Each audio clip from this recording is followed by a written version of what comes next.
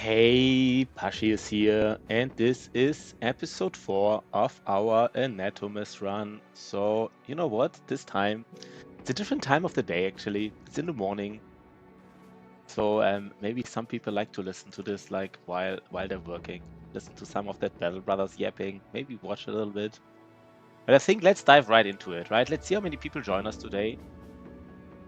Wait 1 second. I just need to. YouTube is on, and it is, yeah, perfect. Everything works. I'm a little bit ill, but I think it's fine for streaming.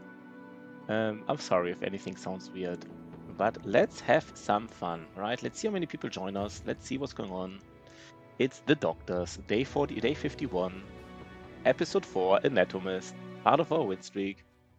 Okay, kind of excited. Did we actually get the golden goose? We did get it, right? We just were here.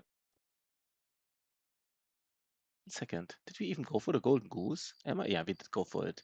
We just fought some goblins and we kind of got wrecked, right? Getting wrecked by goblins. It's kind of like what we like to do here because we're still pretty bad at fighting goblins. After all this time, of like thousands of hours, literally, we still suck at fighting goblins for some reason. I have to try different strategies, I guess. Just different strategies. I don't even know what they would look like. But I think they gotta be different. Like we can't just do the same shit basically. Let's give our nimble guy something. And what about Sigma, the error catcher? How useful would he be in the mid to late game? How useful would he be? How good is he, by the way? 72 attack, 22 melee defense. Is he actually something? He will have like not even 80 attack, right? Not even 80.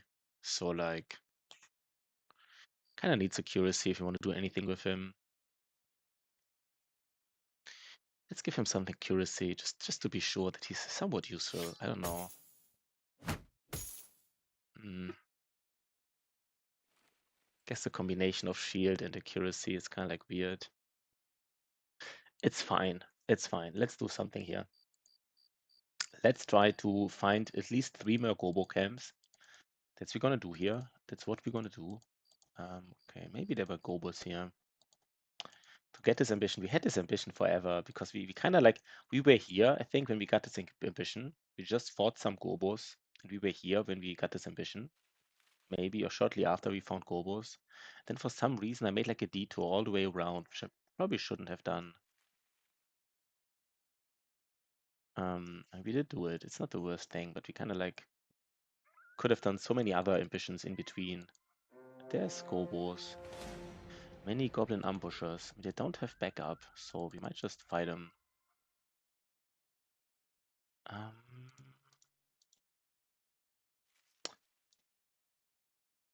Let me just think about this.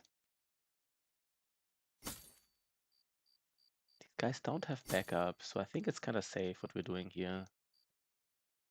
Right? Pretty sure it is.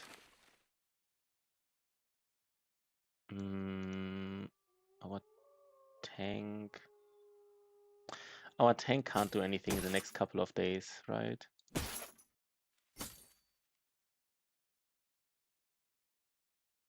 So who gets this armor? Oh wait, this was Good Boy George. No, never mind. This was Good Boy George. So we can give this back to our tank basically. So kind of like even better, maybe, in a way. Ragus is a spear guy. He just needs a nimble outfit.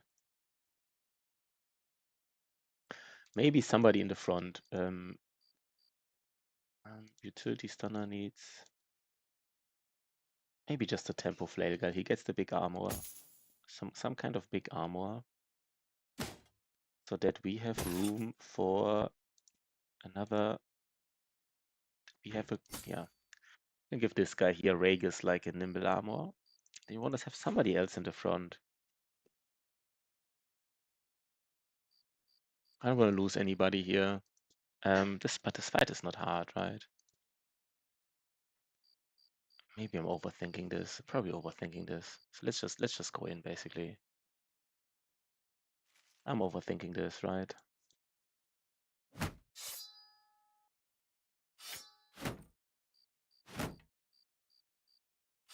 how we do it. Hakan is part of the fight.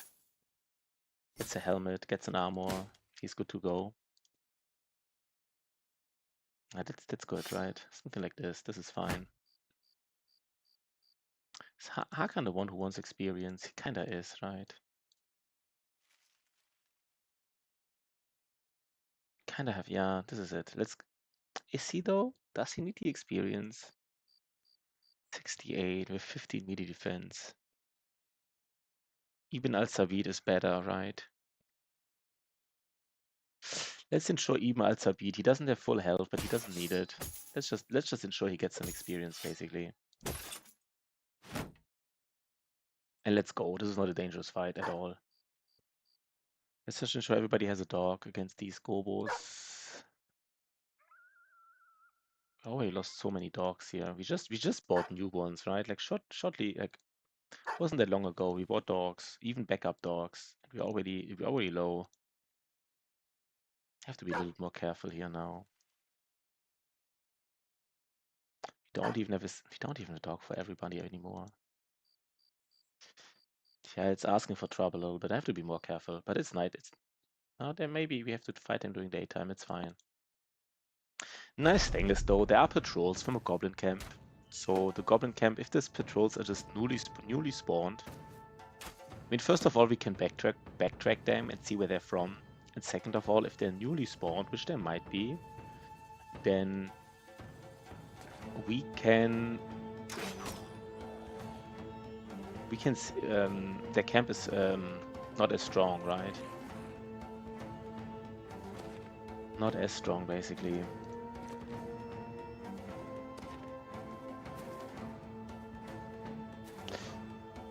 So we don't have shield wall up now, but we don't really need it, I guess. I don't think we need it here.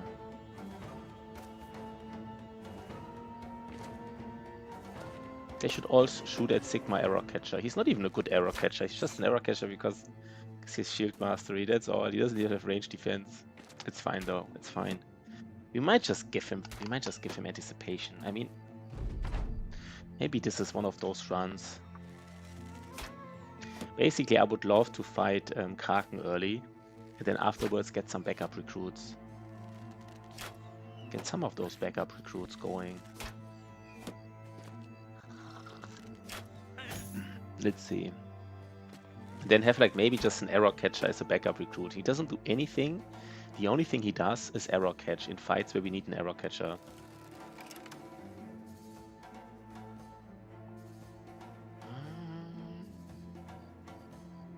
We just engage him. Yeah, we just engage him, right?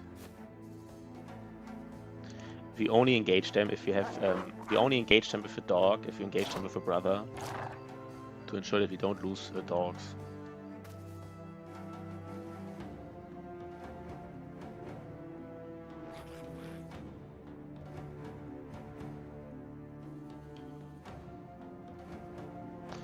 We just all go in or not?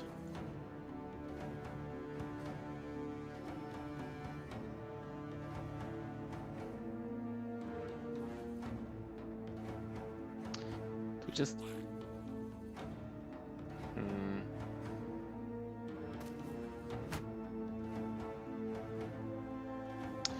We just go on with most.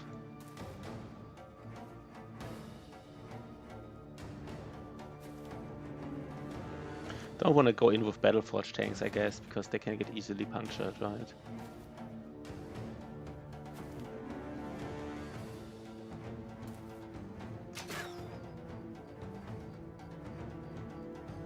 So this range guy is at least protected by one of these. I'm not sure if they will shoot at him though.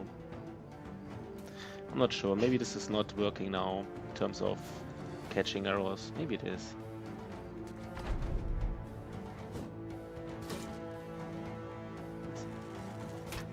They're still shooting at him. Nice.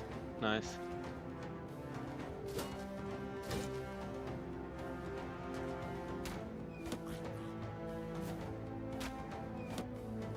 Okay, guys. Let's fight some gobos. Let's see what the gobo camp is like. Kinda just want to kill this goblin ambusher just with like with my Conrad pike. from the high ground. See if he can do it. He should be able to do it, right? From the high ground. Nice. Nice. And now we just... We have to be a little bit aware, though. Lorison doesn't even have... my banners are usually really squishy in the early game because there's so many things I want to give them. So many things I want to give to my banners. This is really squishy still.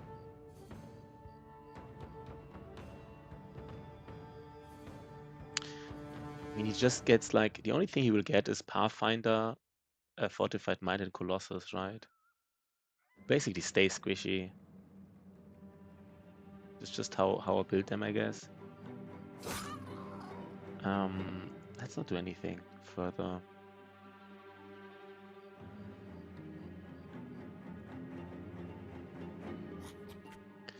Need to know if they have Nimble. This guy doesn't have Nimble, so he doesn't want to even engage two of these. It's already too dangerous.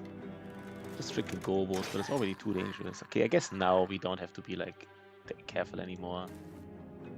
Like they're falling like flies now, I guess.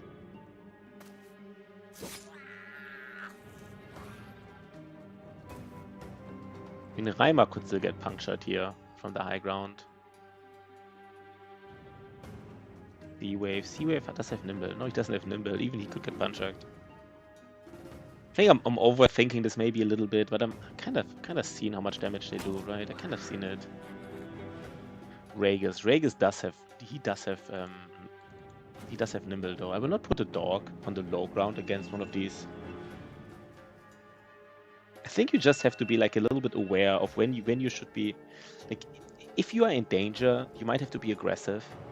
But if you're not in danger, right? Like just don't take any risks. Like why do you want to take unnecessary risks? There's no reason to. Ash Gaming Tales, he has Nimble. Actually does have Nimble. Talking about unnecessary risks, right? But I don't think he will attack my dog now. Should attack this Ash Gaming Tales guy from the high ground. Here it is. Here it is. Okay.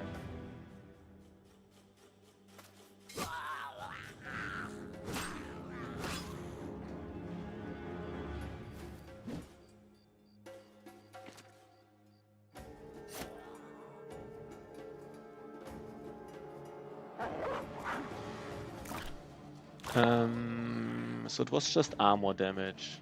Saying just armor damage, I guess it's already enough to like be annoying.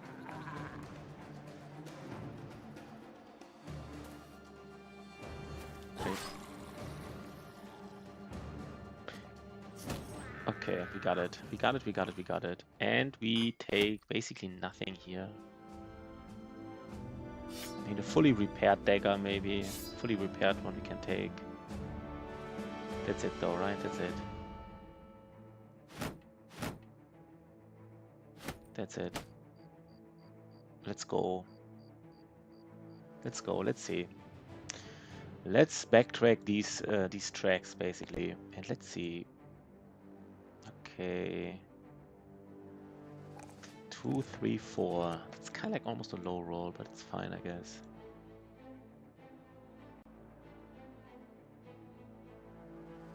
Even with a resolve trade, our Nomad, man, he has a resolve trade and he has a star in resolve, but I will still be a little bit aggressive about resolve here. We are Anatomist after all, right? Let's not forget, we are Anatomist. Okay, another Nimble guy, so we're kind of getting somewhere now. We're kind of getting somewhere. Get these freaking levels, they're not good. I don't know, this Utility Stunner is kind of like not starting to fall off already. He just doesn't roll these attack values. He will be useful because of this enhanced opportunism potion with Backstabber. He will still be very useful, but you know, a guy that needs a potion to be useful is, you know, kind of like anybody could be useful with a potion, I guess. But it's fine. Let's go. Let's go. Let's go. Let's go. Let's see. Where are these? Let's take. If we had a miner here, we would get like gems, right? Like a lot of gems. Battle Brothers, let's dig. Almost a reason to get a miner. Like, I'm not even like... Let's see what we would have gotten. If we had a miner, we would have got like 2 gems. Worth like 1,000. We have a chance to get a... So we have a 50% chance to get like a temporary injury. But we get tools. And we have a 50% chance to get tools and a golden chalice. So I think we dig. Oh, we lose tools. Okay, never mind. But okay, we kind of got lucky for the golden chalice. But I wasn't even aware that it was... Okay, you don't gain them, you lose them. Maybe it would have changed my... It's fine though. Let's repair these. They are worth some monies. We actually have the tools to repair some stuff, right?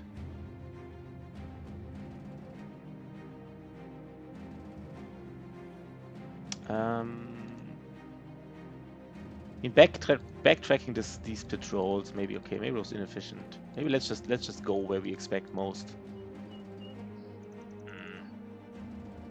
Okay, we kind of got... Didn't find the camp basically. I don't want to backtrack them there completely. Okay, they're goblin hunters. Okay. Where do we... Let's basically ambush them, if that makes sense.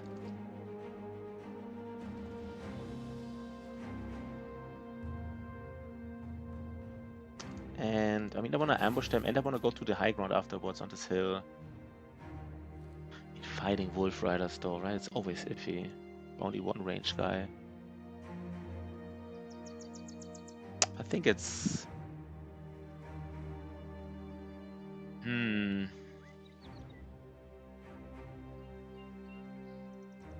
have another nimble guy, Gero.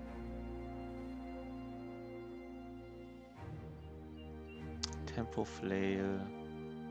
Maybe the Tempo Flail guy sits this one out.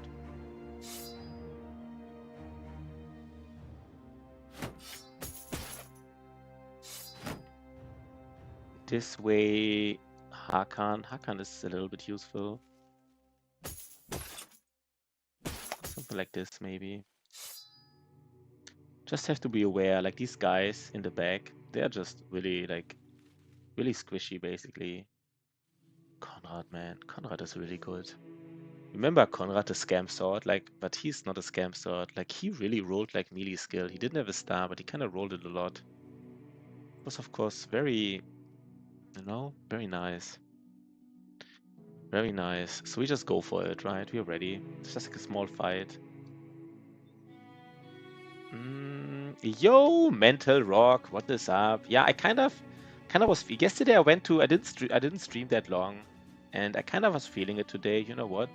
I also couldn't sleep anymore because I'm a little bit ill, and I thought, you know, what's better than just getting some of that Battle Brothers in. By the way, good boy George already lost his run.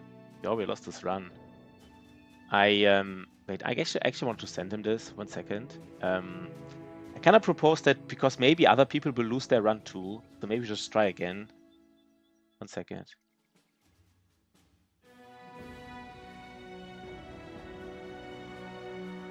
One second.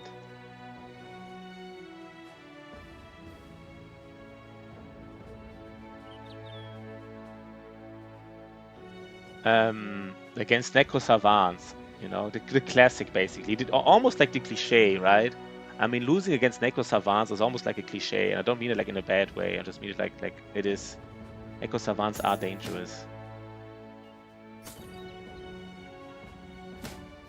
Wait, but your bro died? Oh wait, best bro, you. Of course, the best bro is always Mental Rock, right? Doesn't matter the stars, doesn't matter, like, it's always you.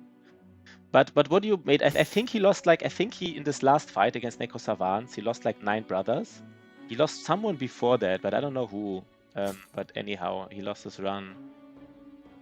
But Necro Savants were dirty. I think I'm not sure if he could have escaped. They just basically, you know, kind of like not ambush, but attacked them at nighttime. I'm still not completely sure about the mechanics, but I think he lost you before that. I still think you can. I'm not sure. I've kind of heard conflicting things about this, but he might have been able to just escape, but don't quote me on that.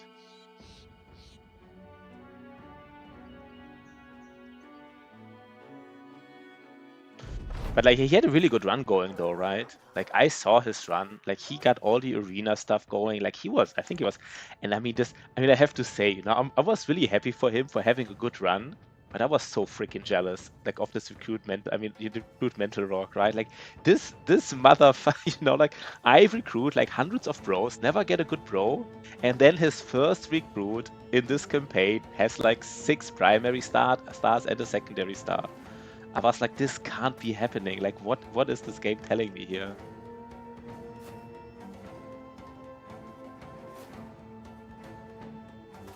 But yeah. And he does has a solid play style, right? I mean, he is playing very well, I would say. I don't know. It's hard for me to. That is pretty funny, right? Like this first fucking recruit. I was like, what are the odds? What are the odds? But I think he plays very well, right? I mean, it's hard for me to like, I don't know, but I think he does. I think he plays a little bit too aggressive for like a challenge where you're only supposed to lose like 3 brothers. Of course, I'm not talking about the Necro Savants. That was just like, you know, he got just attacked at night. I'm not sure if he lost 2, but I'm not sure if I would take these arena fights. I mean, I think they're just dangerous, right? Like if you have a 10% chance to fight, basically a 10% chance of losing the run. Because if you lost, I don't know, this seems dangerous. Okay, they all attacked us. Let's think a little bit about this. Saphir is engaged. I mean, at least Saphir. I mean, I don't want to lose him, but he has armor. Let's think about it. I mean, this Saphir, he doesn't hit, right? Sea Wave, no, not Saphir. Sea Wave. Yeah, I would probably play more like passive and more. I will play more like Battle Pussy. I think in this challenge. I think you're supposed to play a little bit more like Battle Pussy, not like completely. You know, it's not like a no loss. But yeah, no, 3 losses is not that much. 3 losses is not that much. You can easily get them, right? Like just Witchard is an easy, you know, like basically it's kind of like almost like a no loss except for legendaries kind of run. And it's not like Peasant Militia. Like in Peasant Militia, at least you have like, you know, 16 brothers. Yeah, easy. In Peasant Militia, at least you have 16 brothers at some point. So beating legendaries is actually not that hard, to be honest. But like here, you always only have 12. So I don't know. I think it's actually quite hard to only lose 3 brothers. I think it's actually a decent challenge, to be honest, especially if you want to do it on the first try. You don't want to reroll. Let's think here really quickly. I really want to give surround bonus, of course, to some peeps.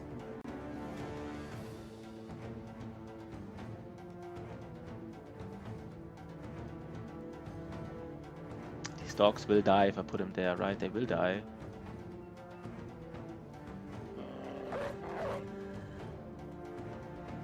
How was it? How was it against the storm? You kind of like won in the last minute or something. That if it was one of these things, it's awesome, right? Like if you basically win like in the last minute and stuff. Was it like kind of like this? I love these as well. I just assumed that's what it was.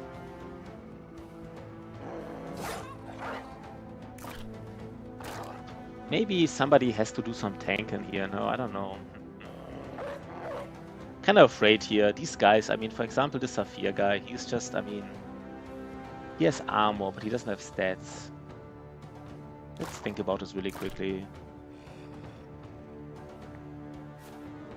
Maybe we just like, you know,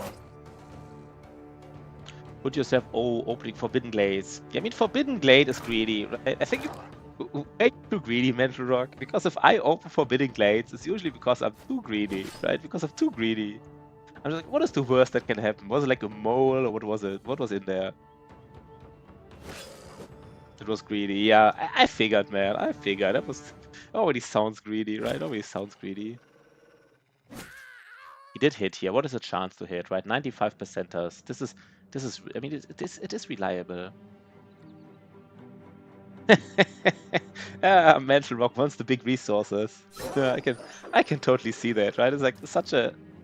Yeah, I can totally see that happening.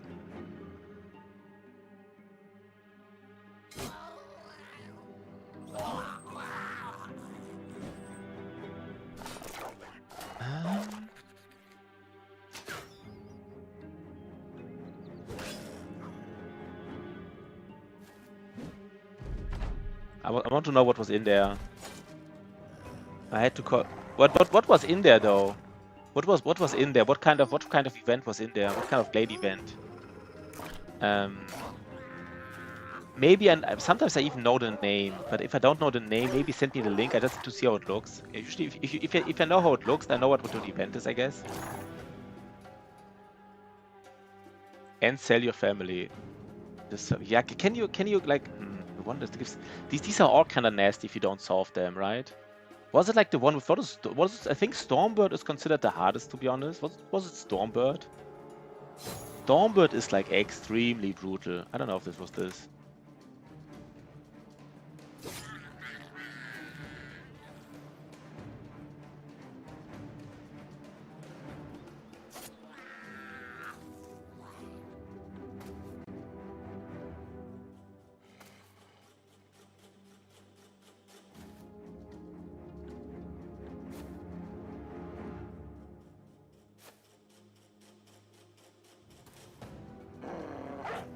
I think I mean, but they're all right. I think they're all kind of like. I think maybe the mole is maybe even doable because he just needs food. He needs like 60 food, but he basically just food, which you can often do.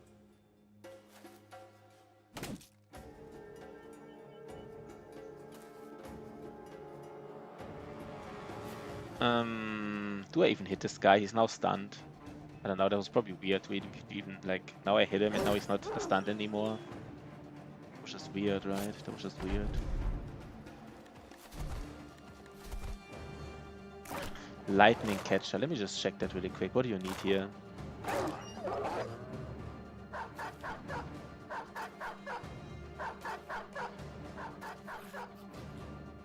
Yeah, that is nasty. Yeah, you need like otherwise you need like you need like 15 parts, 90 oil. Yeah, this is like the other option is also too brutal. That one is a brutal one. I have to say that is pretty brutal. Like the other one is almost like impossible, right? Like how do you have like 90 oil and 60 barrels or something? That is a brutal one, to be honest. That is I think one of the that's one of the harder ones. I would definitely admit. I mean, even for like Forbidden Glade is one of the harder ones, I would say. Even for Forbidden Glade. And they're kind of like all nasty, but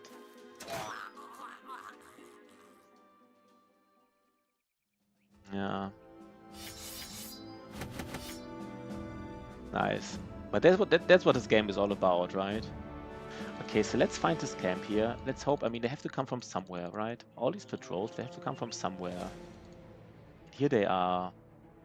And it's doable. Nice. Might even be able to do it during daytime. It's a little bit greedy to do it during daytime, but it's just like 3 ambushers over here. 17 people. What difficulty was it? Was it still difficulty 2 or was it higher difficulty? Are we greedy here? Attack him during daytime. 1 second, guys. It's so greedy to attack goblin camps during daytime. They don't have a shaman. But it's so tempting, right? It's on the plains. Just a few ambushers. Maybe that's asking for trouble. Is it asking for trouble, though? It's not really greedy. It's like a tiny bit greedy, but not like really, really. 12, I think.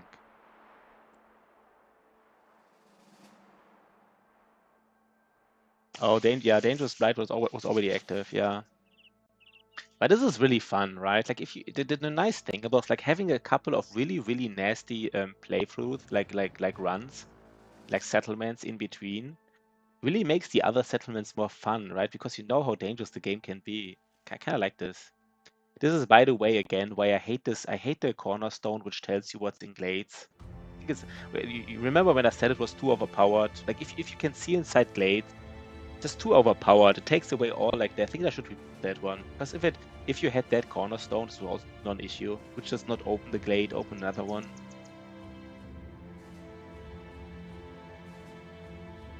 Yeah, it is cool.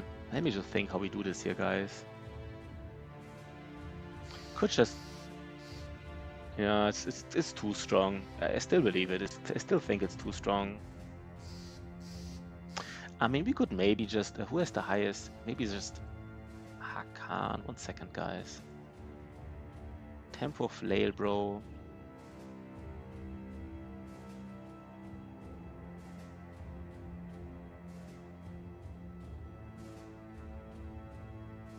Maybe put like a tempo flail, bro. And let's attack them during daytime. Let's be like a little bit. I don't know if if it's that greedy. I don't think it's that greedy. It's like a tiny bit greedy, but not really, right?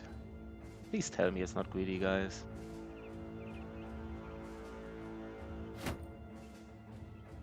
Your final timed order. Oh, that is soul crushing. I'm missing a timed order is brutal. Missing a timed order is really brutal though.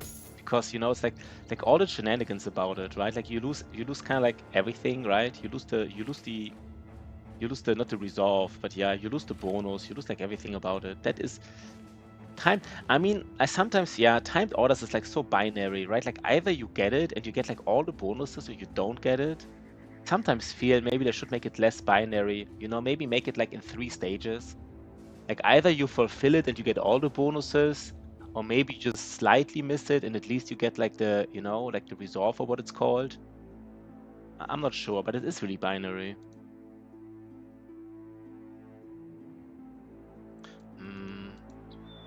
Let's just see, how do we want to do this? I mean, Saphir at least has like almost 80 hit points, so I think he's actually fine, right?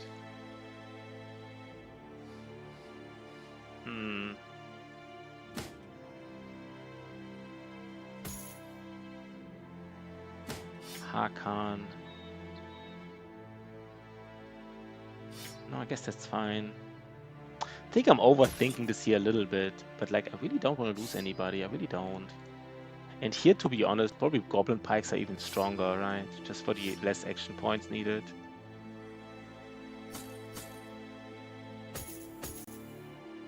And no efficient fourth moves. Yeah, kind of like no planks is a big deal. I also feel like if you have like an early Lumberjack, it's kind of like, you know, the best games is just like if you have an early Lumberjack and maybe this is why Carpenter is so strong. One of the reasons, right? Like Carpenter gives you like decent planks, and you have guaranteed tools, and you need decent planks all game long, and you need decent tools in the mid to late game to solve it quickly. It's like an early carpenter. If I have like a blueprint choice, an early carpenter is not bad. It's kind of like guarantees a solid run. It's not like a carpenter is not like the perfect building in like any stage of the game, but it just guarantees a solid run.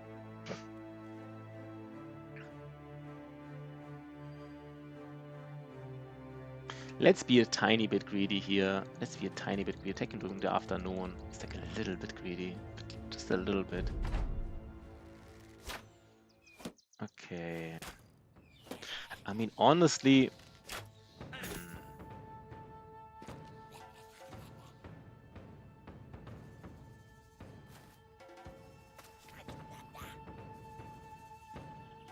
they're too greedy to go on this high ground here. I kind of want to be on that high. The problem is, if I go on this high ground here, guys, I kind of have a nice shot against these skirmishers, but as soon as I put like somebody in front of him, they can get netted. I'm not sure if I want to get netted in the first turn already.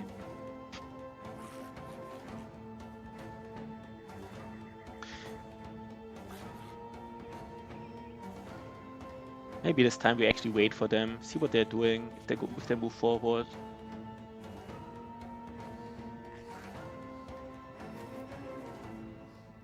That's the nice thing about Gobos, because of their high initiative, they just all move before you and then you move. There's no like shenanigans going on.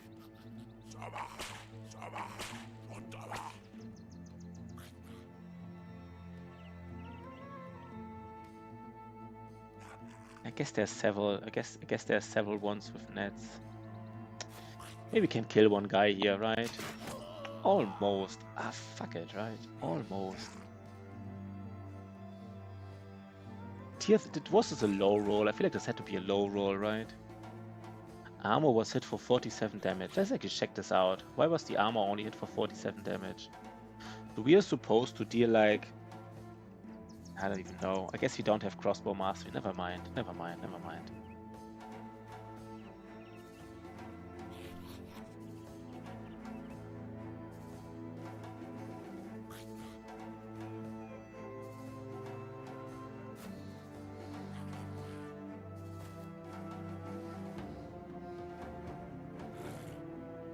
Do we engage this guy here?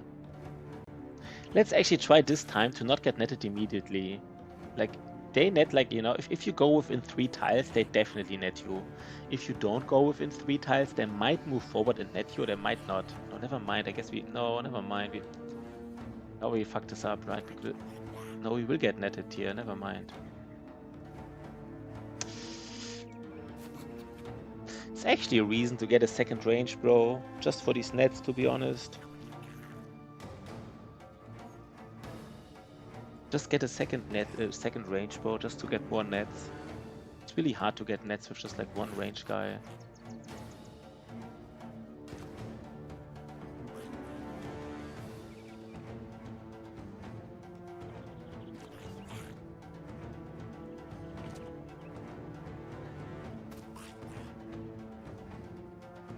Wait, did I just put Ragus in a weird position? Did I fuck it up again?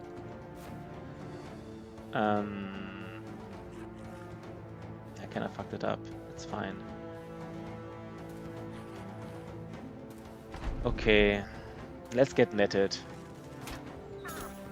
Okay, they do shoot at the right person at least. Now the netting starts. We even have a viewer on YouTube. Nice. Hello YouTube. Good to see you. Good to see some YouTubers around here.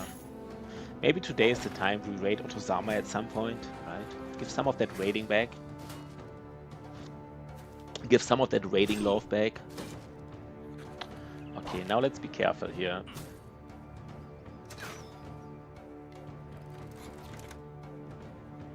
It's almost like a waste to use like a crossbow again for this goblin skirmisher. I mean, I guess it's... Always forget what the let's actually compare the chance to hit here again. So the chance to hit for a crossbow is 10% chance, -3 per tile. So it's kind of like 7-4, 7-4-1. What about throwing weapons? I always forget. Battle Brothers? Throwing axes. I think it's different for throwing axes and javelins. So let's specifically look at throwing axes. Those throwing axes, the chance to hit is... Wait, what? They have 30% -10 per each tile, so it's kind of like the same. So they have like 30%, 20, 10, 0. Maybe use it. Yeah, one hit, we knew one hit was enough, so that's kind of like why I did it, right? We knew one hit was enough.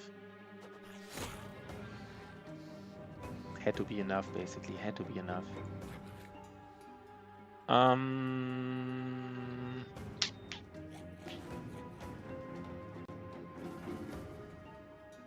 Is there anybody we want to hit specifically?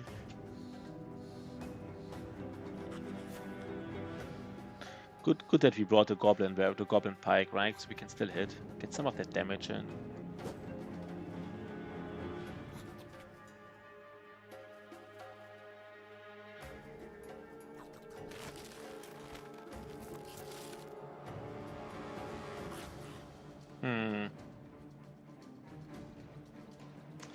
To be honest, this guy's the only one who needs to stay here, Sigma. He just needs to stay here. We only need like one person to like catch these arrows. We don't have a other. Yeah, that's actually fine, right? He just stays here and that's it. Means the other people can move. For example, Ash Gaming Tales.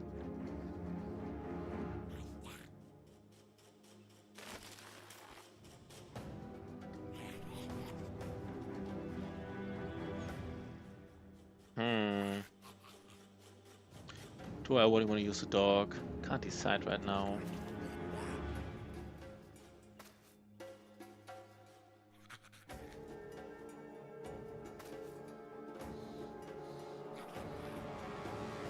A second, let's look at his weapons. So this guy, this Goblin Skirmisher here, he can puncture.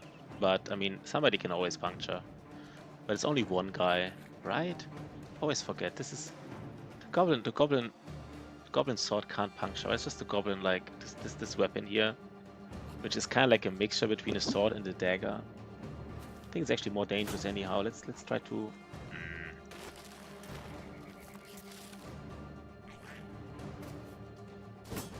Oh god.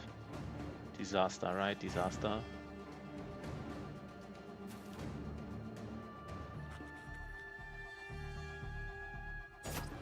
Okay. Yeah, we need sword lances here. You know, 1 or 2 sword lances, man. They just... We're fearsome, right? A sword lance is fearsome. Just sweeps through them. It's not even a fight anymore. Oh god, here's the puncture. Here's the fucking puncture. What was the chance here? The chance has to be like 5% or something. What was the fucking puncture chance, man? These are all these borders.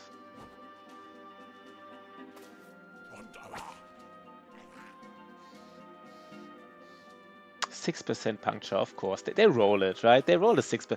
I mean, but you take a 6%er here. I think this was still the right decision. Yes, we got punctured, but like, I mean, gotta take a 6%er here. If you're not willing to take a 6% chance on a puncture, then like, what are you even doing, right? What are you even doing? Oh god. It's time for dogs already. God damn it.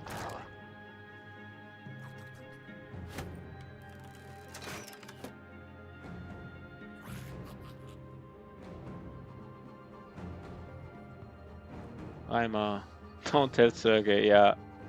By the way, this Tempo Flail guy doesn't have a flail. It's also some next level plays, right? You have a Tempo Flail guy specifically. He doesn't have a flail in his hand. He already has flail mastery.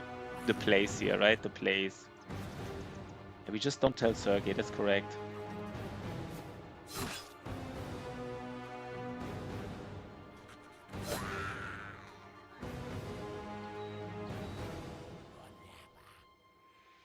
I mean, Ragus, does it sound greedy to move in and shield wall here? I don't think it's greedy, right? I think it's actually fine. Go in here, shield wall. He has like, you know, he has nimble and everything. Like, somebody has to engage these guys, I guess. Why not him? I just don't tell Sergey, that's correct. Don't tell Sergey about our misplays here. Okay, Sigma doesn't even have enough. That's fascinating. Can't even shield wall anymore. That's how pathetic he is now. And this was a slight misplay. Seawave should have moved in first. And then the dog. That's fine.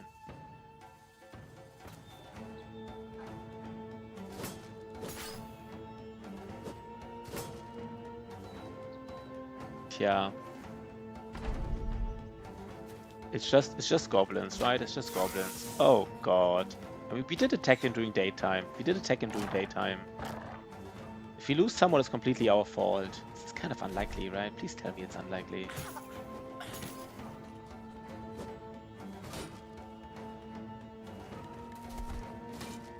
If somebody gets injured, it's probably already not worth it to... Probably should have... I don't even know anymore, man.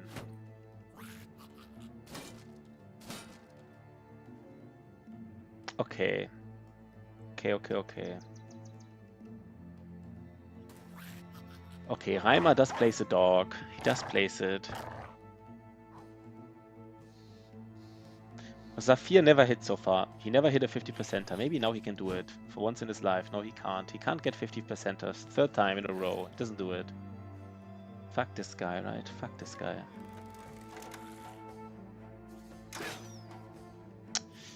It's starting to become a little bit dangerous, to be honest. Not even like joking, right? Not even joking.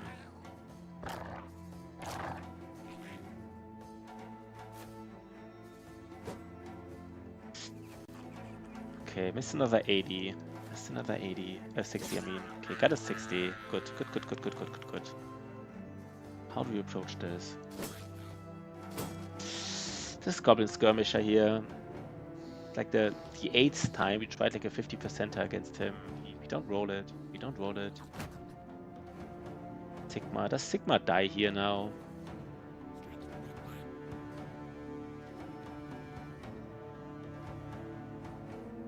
No, he has Nimble and Shield Wall. I mean, come on, man. Come on, right?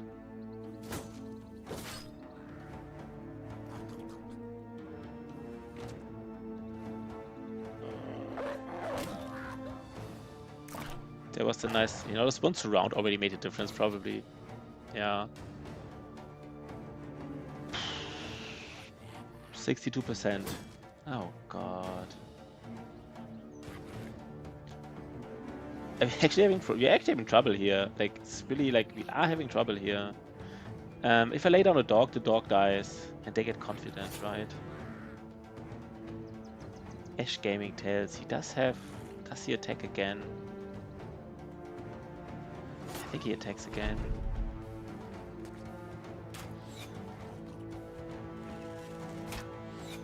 Was it a mistake to attack him during daytime? Such a small camp again. This is literally a tier 1 camp, right? This is not even tier 2. This is a tier 1 camp. Yo, with Kalis. What is up, my man? With Kalis is in the house. Good to see you, man. Good to see you. I feel like I'm... Like, the thing about goblins is that I really never know what I often never knew what I did wrong. Like, if I fuck it up against orcs, I kind of knew what I did wrong or at what point my RNG failed. Or, like, you know, whether or not I should have not attacked the camp. But with Gobos, man, there's like no learning curve for me. Like, no learning curve at all. I just fight them, and sometimes I win and sometimes I don't. That's just it. 1 second. Yes, we actually kill this one Gobo here. He's surrounded. Of course we don't hit him, right? Of course. 6. Saphir never hit in his whole life. I think this guy never ever hit ever. Just not the kind of guy who hits enemies. He's just not, I guess. And he all, right? I mean, this Goblin Skirmisher is also like invincible, right? We can't kill him ever. Yeah, he's invincible. Cannot get killed. It's not possible. He does. It is possible to kill him. Interesting. Almost didn't expect it anymore. Now we're kind of getting them, right? Now we're kind of getting them. At last. Gero. Should Gero just go in? Just say fuck it, guys. Engage all of them. Go in. Place a dog. He is nimble, so I guess, you know, somebody get these round bonuses going. Against everybody here. And I mean, our tank can engage like one of these Gobos. This Gobo is surrounded by like 4 enemies. He should technically die, right? Like, technically he should die. Right? I don't know anymore.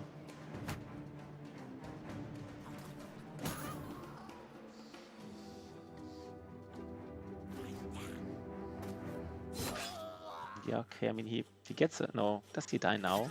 Nice. Finally, right? Finally. Okay.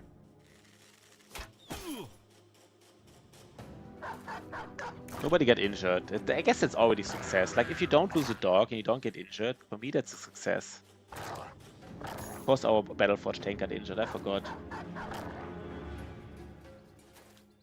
I forgot the Battleforge tank got injured. 6% rupture, right? 6% rupture. Just... Of course it hit him. I think it was the only rupture hit. I'm not sure if there was a second rupture hit. I think it was the only one. Maybe there was another one, I don't know.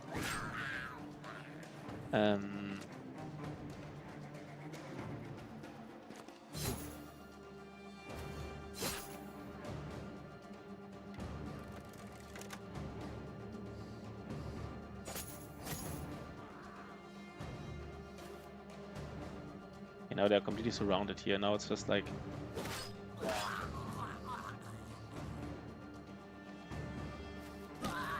Yeah, we will run him down, that's for sure. We will run him down. That is 100% obvious. Okay. I leveled an anticipation shield guy just for goblin fights. I don't know, I got my tank hit with 5%. Yeah.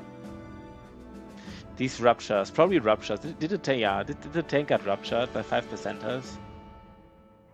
I mean, if you're like on a low, I mean, if they roll like 10%ers because you're on a low ground against them, I would say like, you know, it's your own fault.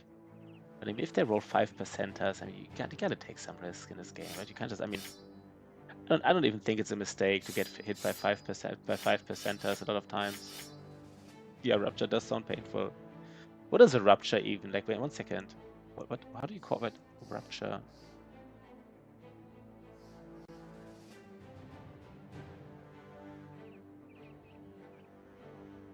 Guess it's really going for the organs, right? Like Rupture is really going for the organs? I don't know. I guess it's just really deep. Yeah, it does sound painful, I guess. I don't even know what exactly it is, but it does sound painful. Bolas. Bolas are not a thing, right? It's not really worth enough money. By the way, we can give our tank... 1 second.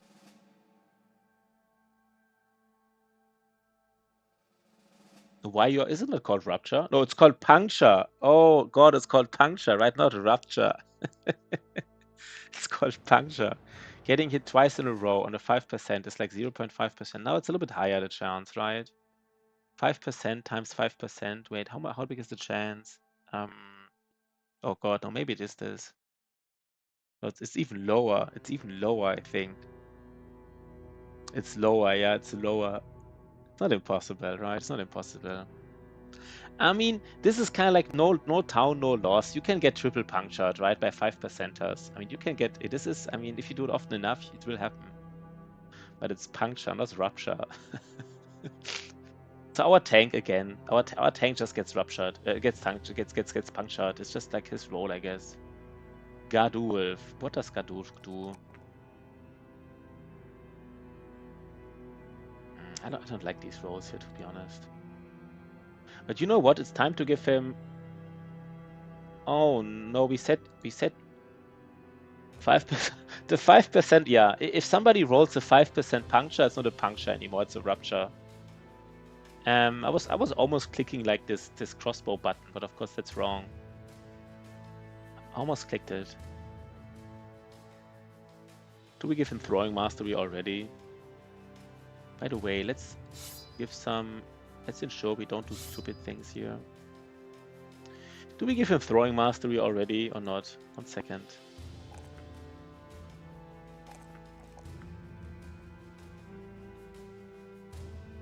Radulf. I guess we just give him throwing mastery, right? I guess. Get that damage rolling. That is a very greedy build. We want to repair... Wait, do we have enough tools to repair stuff? We really want to make money here, right? We already spent a lot of tools. Triple punctured. Brave Beat doesn't get ruptured or punctured, he gets punctured. I'm sorry, Brave Beat. But I mean, it's not ruptured like I said it, and it's not like punctured like you said it. It is punctured. So let me just write it down. So, you know, I said ruptured. You said punctured. But it is punctured, right? I think that's what it is. Oh, sure. I think it's punctured. Not... Yeah, we can meet in the middle. But punctured, you know, punctured sounds more like you got punctured in the face. I guess he's if you shot it like 20 times with a guy, then the chance to get double hit skyrockets. Yeah, that's true. Now, if you do it often enough, then like...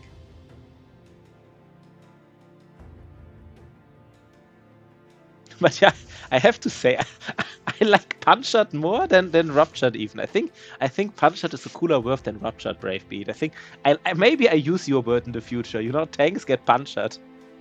It's just cooler in a way. Let's just think about where we go with these guys, by the way, here a little bit. Do we repair? 1 second. Like, usually I say, like, repair, you know, we want to make money while we're repairing. We just make more money, right, if we repaired. How many tools would we need here? I said we want to do it this time. We want to be like a little bit, I don't know if it's even greedy.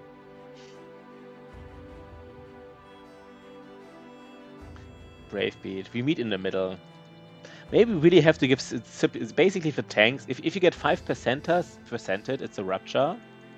And if you get like, I don't know when you get punctured. Like, I'm not even sure who gets punctured. Maybe if you don't really care about it, like a nimble guy. A nimble guy doesn't even get punctured. He just gets punctured.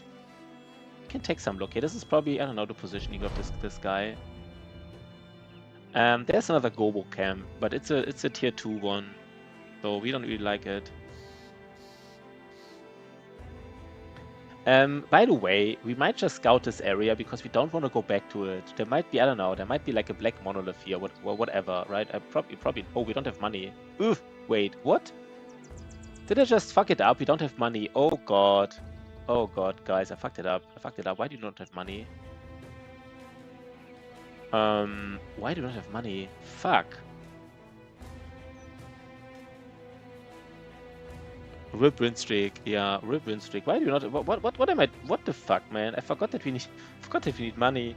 I forgot about. I was like, I was like, you know, let's just fight some Gobo. And you don't get money from Gobo camps most of the time. Maybe you don't get money at all from them. I don't remember. Maybe you just got fire everyone. Yeah, just fire everyone. I mean, god damn it, man. We just want to. I guess we just have to go back. I guess we don't care about moods too much. They're kind of too happy already, right? They're too happy, by the way. We don't even want them to be this. I mean, we don't really, you know, yeah, they're kind of too happy anyhow. Not all of them, but like, I guess some people hate it though, right? They're in reserve and they're like, Yeah, the problem is Gobo camps don't give you money. I think Gobo camps don't give you money, like, at all. Kind of like, you know, it's one of those things. I guess it's one of those things. They just don't give it to you.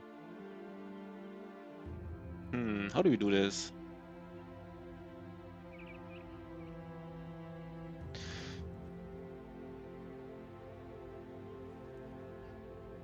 So I guess, by the way, like having like Ash Gaming Tails in the front, just like catching arrows on the side is not really the best play. Having Aeolus the Fearsome catching some arrows is probably fine.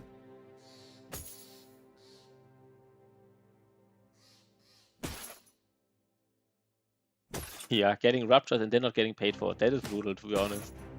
That is brutal. I gotta admit, actually, that is a little bit brutal. Kind of feel bad a little bit. Is he still... I mean, I guess him not having fatigue is not the biggest deal, to be honest. He's just standing there anyhow, right? Maybe I just still put him in the fight. He's already like injured, like whatever, right? Whatever. He just does it again. I mean, right? Yeah, it's fine. He even had the heater shield. I mean, we did everything. I mean, this was a 6%er, right? It was a 6%er. I guess it was actually the right loadout, right? We do the fight exactly like we did before. Like, no changes. We just hope it goes well, I guess.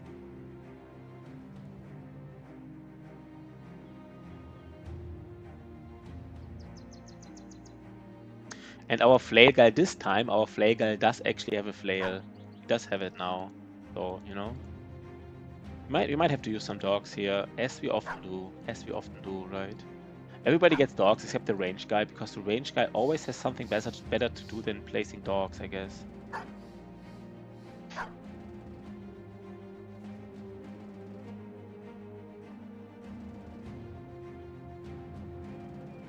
It's dog time. It is. This time it really is. It really is, I feel like. It's really dog time. For some reason, though, we have javelins. So you know what? This time it's also maybe javelin time.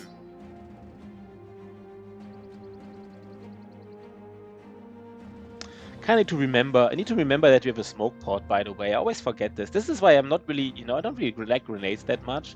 Because I'm just too stupid to use them. I forget I have them. It's kind of like a weird reason to not use the grenades, but it's...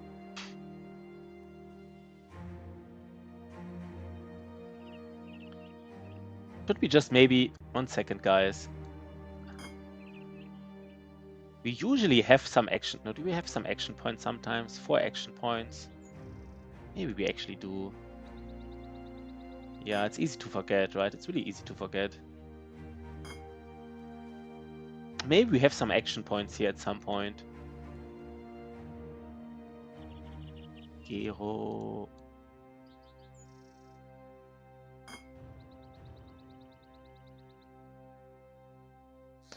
Let's go, basically. Let's go. It's a little bit dangerous, but like, I mean...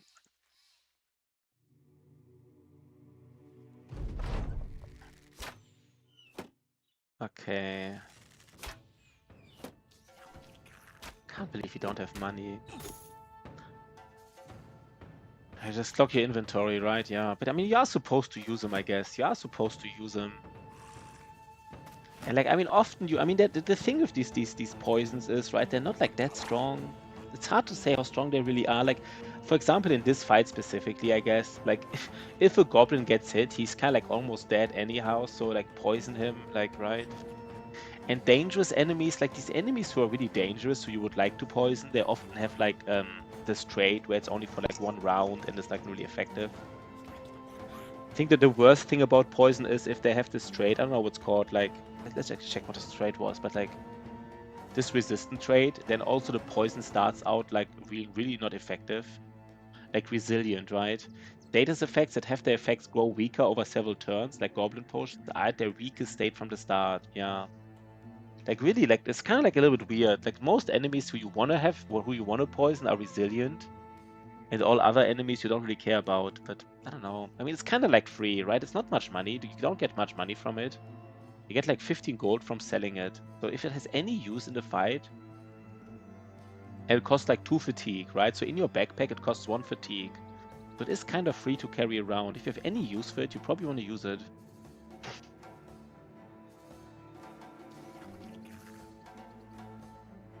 Hmm.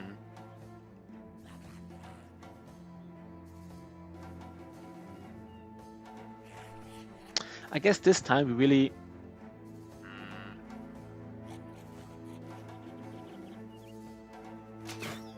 Was that correct? Was it the correct choice? I don't even know what the total chance to hit here was. It said like 10% chance to hit a goblin ambusher, but we had a decent chance to get like a strafe error, what it's called. Good against Neko Savants. Oh, I never thought about this, Shoppy Cat. Shoppy Cat, I've honestly never thought about Neko Savants. I never thought about using it against Neko Savants. Interesting. Right, I never thought about it. They don't even have resilient, right? You can stun them for 2 turns and stuff. They don't have resilient. They're very dangerous. I was just talking about that like dangerous enemies all have resilient, but I forgot. Yeah, Necro Savants are probably like the most dangerous, most common enemy who doesn't have resilient. Good catch, Shoppy Cat. Good catch. You know, good catch. This is a kind of nice position. I hope they can all see. I guess they can all see Sigma, right? He's on a high ground. He is shield walled. That is interesting. That's a good use case, right? I never thought about it. I really never thought about it.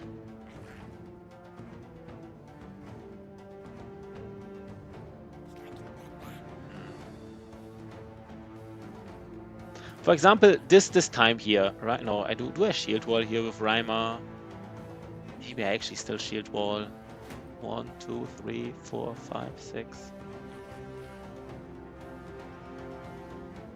But I think my tank doesn't shield wall, right? My tank really doesn't like... He doesn't care about goblin arrows at all. Like, at all.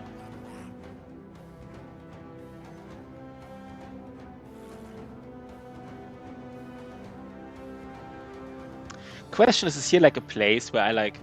No, maybe not. Let's just see what they're doing. It is Gobos, right? It is some Gobos here. See what they're doing. I mean, here like a warbow with the quiver, you would get like a lot of nets here. Just one warbow with like this legendary quiver and you would get like 3 nets here. Easy, easy nets. And like if you fight them at night, you know, like we have this night potion, right? So you basically shoot them at night really efficiently. Like these kind of camps with no shaman inside, if you had a warbow at night, you would just get all the nets. Like maybe I should actually give I haven't thought about this. Maybe I should actually give him more range defense because he might do does some skirmish more than I thought about. Right? He might does more skirmish than I thought about. I don't know. I don't know right now. 1, 2. Do I want to use poison this time? I guess not, right? This is probably not the run to do it. Not the place. Gero, he does have nimble.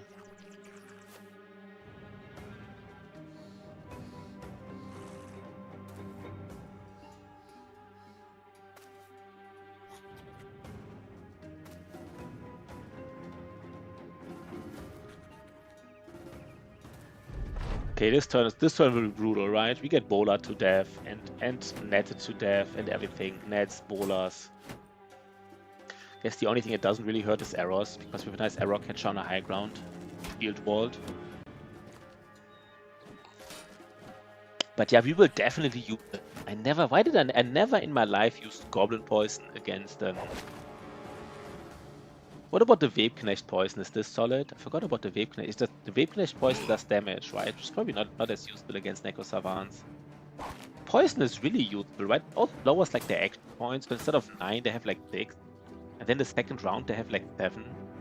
So they can basically only teleport and not attack for 2 rounds. Kind of like almost like a stun. Like a 2-turn stun almost. Copycat, man. Copycat, you know what? Nice.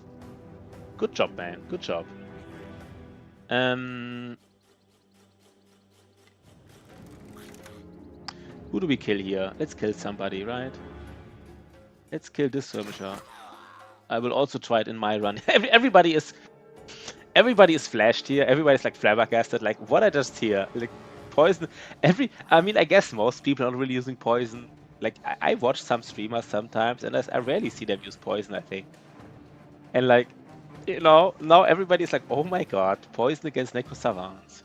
But it's really about a goblin poison, right? You don't use Webknecht poison. Let me just check Battle Brothers, like Webknecht poison.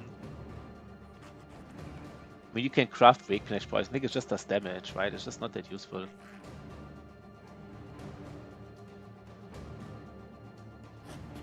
Yeah, like 5 damage at the end of the character's turn, which is of course like, you know, I mean, if it would be free, it would be nice, but of course it's not. So like,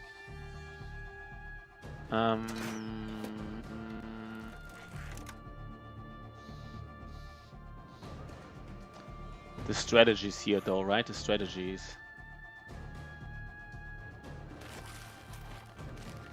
That's a little bit weird, him being here. Guys, you know what time it is, right? Everybody knows what time it is. No, it's not. No, we can't. No, we can't do it yet. We can't use go. We want to attack. We don't know what weapon this Goblin Skirmisher has. Maybe we get punctured again, again. He might roll at 5% again, right? Like, but I mean, you have to take some risk, and not taking like a 5% risk. I mean, you gotta do it. You gotta do it.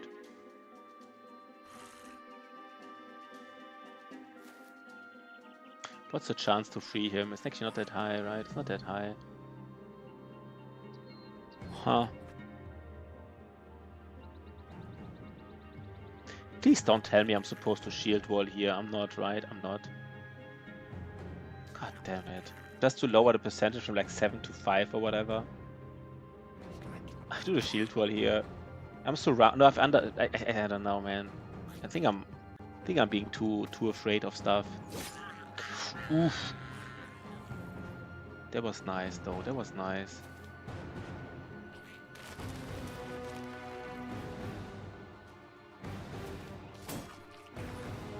He is surrounded, so the chance was really high. 70% here.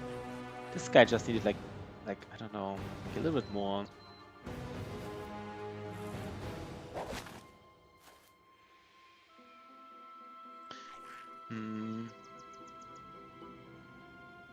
I think I'm supposed to free this this arrow catcher here. Maybe even no. Do I stay on the high? No, I go to the low ground. I'm even protected by this. It just blocks Muno. I'm protected basically. No, I want him to shoot at this. Let's wait. Basically, I want him to keep shooting at Sigma arrow catcher. These goblin pikes, they're extremely useful. They're extremely useful. They just deal enough damage to basically one-shot goblins most of the time. They're like these jagged pikes are just really, like these goblin pikes are just really good against goblins themselves, right? They're just really good against them. Even if they don't one-shot them, they bleed them, so that they die anyhow, basically.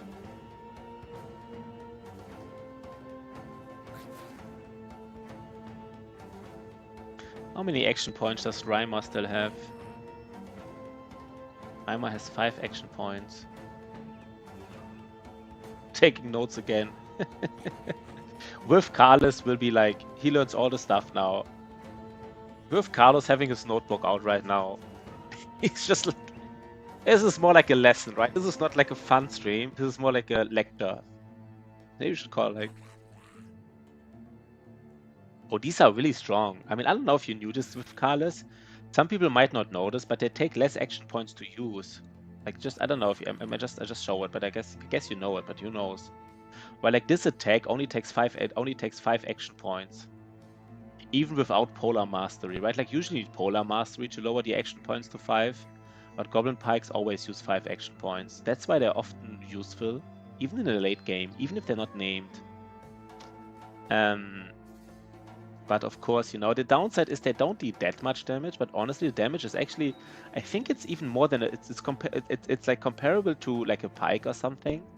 The only disadvantage, I mean, the advantage is they do even bleeding damage. So of course, I mean, against armored enemies, right, a Billock is better, of course, or like a Sword Lance is better if you want to hit multiple enemies. But it's actually, even in the late game, a pretty useful weapon. We place down a dog here. I guess we are, right? I guess we are. It's just like, gotta do it, I guess.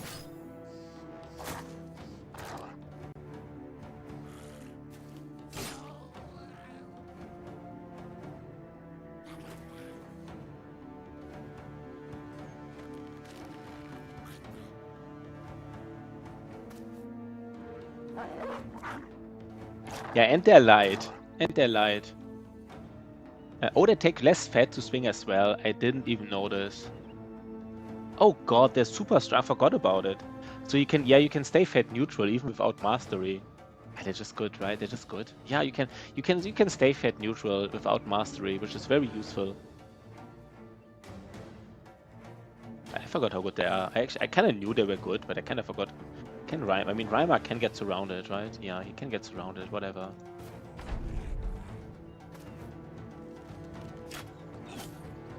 So for example, disengagement right now here, I feel this is a solid engagement. Like I don't see any big problems with disengagement here. We have like an arrow catcher on the high ground.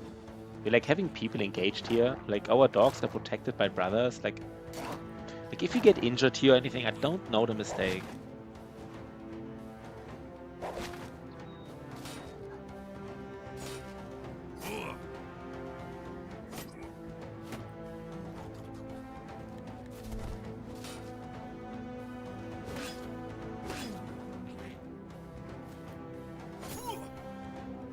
Okay, goblins being goblins, I guess. Did they hit like every hit, by the way? Let's just check how many hits they hit. I guess they're hitting like, okay, they're hitting like a 90 and 90 and 90. They hit a 60, they hit a 60. They missed their throwing weapons, but they hit a 70, they hit a 70, they hit a 7. No, they missed. Okay, okay. Okay, fair enough. They did miss sometimes, I guess. But this is a hit, right? Let's one-shot this guy. God damn it, man.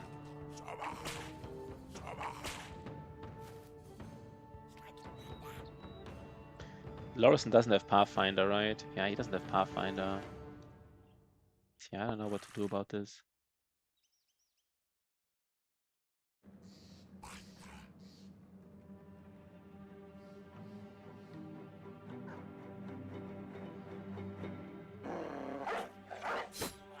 Nice.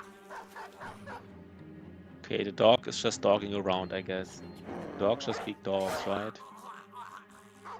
Okay, this dog gets killed. I don't know. I guess it was a mistake, right? I guess it was a mistake. I shouldn't have placed the dog here. I kind of should have. Yeah, I don't know. That was weird. This dog dies just for no reason, probably. Just makes them confident, I guess.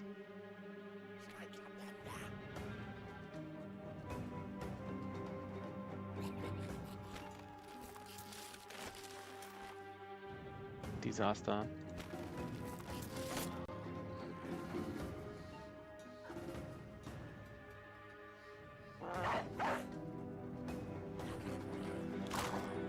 Dick was named Wolf and believed he was one.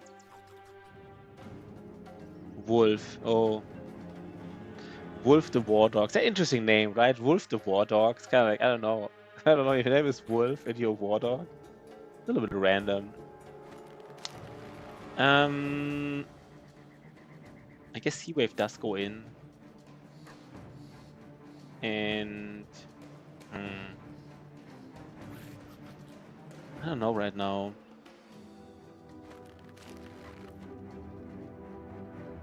Rages also goes in. If we just go a little bit closer with Lorison as well. Who do you want to hit here? I think we just want to hit these guys here in the back, right? Like this guy without a shield. Oh god, man. God damn it, man. God damn it.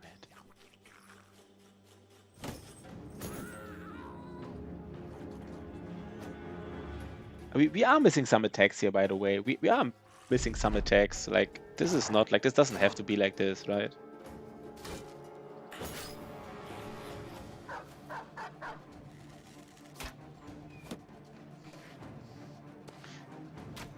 Even now, I mean, error catchers are so useful in these fights. Like, even it's turn 4, we already engaged all of them. These dogs, man, they will just die here, right? They will just die, all of them. They're not. Okay, maybe, okay.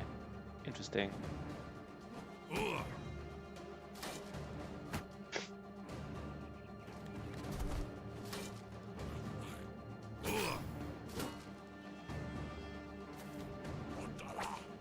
Okay. The Goblin Overseer is almost running. Almost. Who do we kill here? Let's kill something, right? Let's kill somebody. Please kill something. Let's kill this. Let's kill somebody. This guy is surrounded. But we can kill this skirmisher here. Again, we are missing some attacks here, right? This is noticeable. We are missing some attacks. Not saying we are like super unlucky, but we are missing some attacks.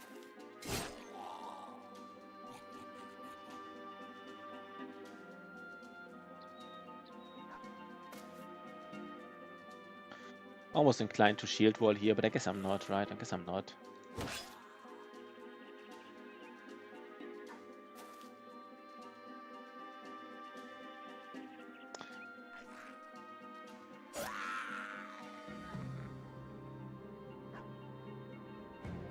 I mean, now everybody's engaged, right? So we kind of want to go in now. Is it common to use a lot more shields and one-handers in goblin fights? No, I think I'm still in the early game. And I mean, the thing is this, right? Like, if you have duelist, of course you take like one-handed weapon without shield. And other if game you take two-handed shield.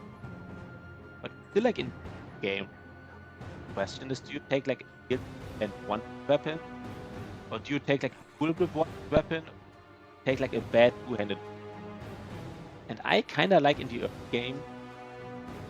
Really, it's not working really. Make cutting out. All right, let me just. And for me in the early game, I actually like one-handed weapons with shields. I think the shield is worth it. Is the microphone still? Is it still bad? The sound? Is it still cutting out? Maybe I just have to like, you know, I don't know. It's okay now. Yeah, thanks, Mental Rock, man. Thanks, Mental Rock. That is actually Mental Rock being, you know, very useful here. Talking about Mental Rock like he's a Battle Brothers brother, he is useful. He does his job well, Mental Rock. He is, you know, we don't have to like, you know, get rid of him. We can keep him for a while. He's like a good tempo viewer, Mental Rock. I don't know why. It's not that funny. I don't know. It's just, you know. Let's go here, I guess. Let's kill the surrounded one. Okay, that was nice.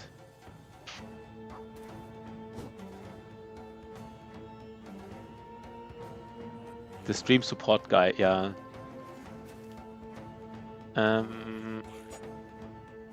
Okay, so the fight is closing now, right? It is in the closing stages.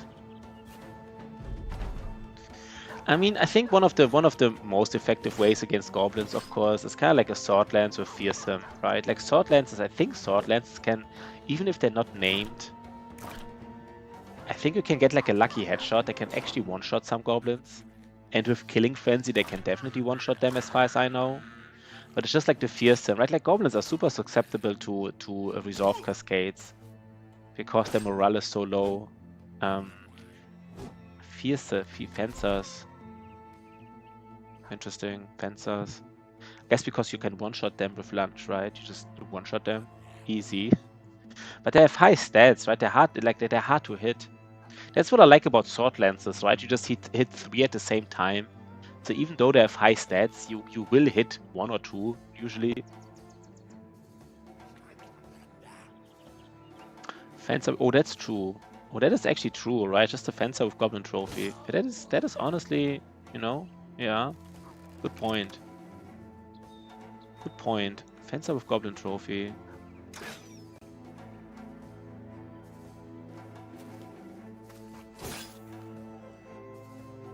Haven't even really thought about it, but that does make sense, right? It does make sense.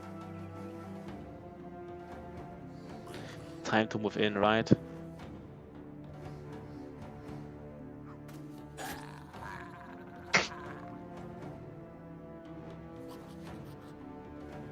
A Lone Wolf Catal with Goblin Trophy. I mean, Catal, like, I don't know. I think Catal needs, I mean, I don't know. I think they need setups, right? Like, I don't know. I mean, don't really use Catals that much, but I feel like Catal is really good on like enemies with like, you know, like actually strong enemies. You set him up with like a daze or net, and then you just hit him 3 times and kill him, but like Gobos. Fencers are really hard to build though, like extremely hard to build. They're probably the most stat intensive build that I've ever like heard of. Is Catal good? Let's take a look at Catal. I guess if people say, I mean, I never use it against, just because goblins don't have that much Catal. Even if you don't use like this special attack, just the regular attack, because they have, is it like enough basically?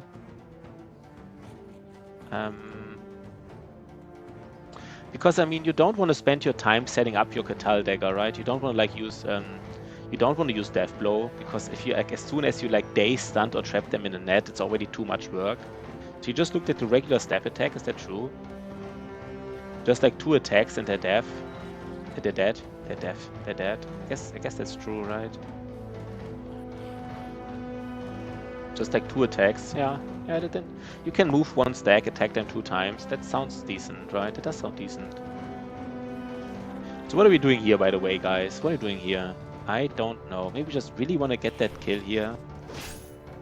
They might all resolve Cascade, right? All of them might resolve Cascade.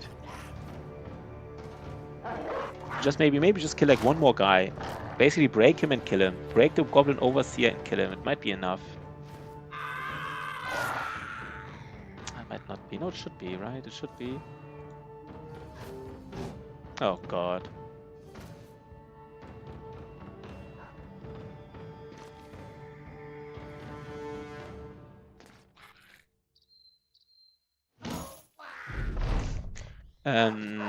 Yeah, 300 flail. Oh wait, by the way, I have display full screen. I'm not sure though about the 3-headed flail.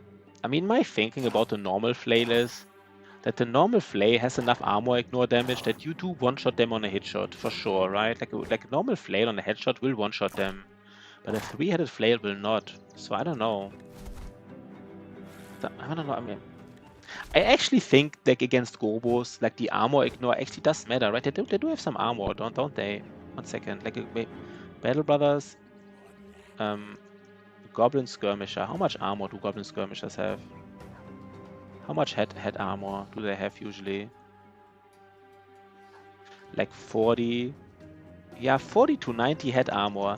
That's kind of exactly, you know, it's kind of means that a 3-headed flail will basically deal like 0 armor ignore damage against them almost. Like it's just really low.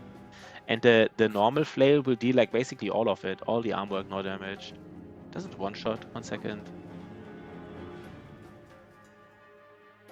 I mean, I don't know, to be honest. It's just my guess. How much armor ignore damage would you do here? 30% of 50. I guess it's not enough, right? I guess it's not enough anyhow. 30% of 50 is kind of like 15 damage. So it's kind of like 22 damage. Yeah, I guess it's not enough anyhow. I don't know. But if you hit him, yeah, I'm not sure. But I would guess it's actually not that. I would guess the normal flame might be better. What do I know, right? What do I know? We will use dogs here soon to clean them up. No, wait, okay, wait 1 second, guys.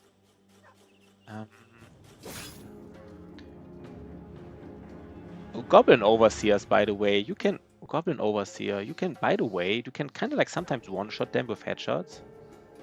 Yeah, faint ones. Yeah, famed ones are of course strong. Battle Brothers. Goblin Overseers can be surprisingly durable, and one reason is that they have like 180 armor.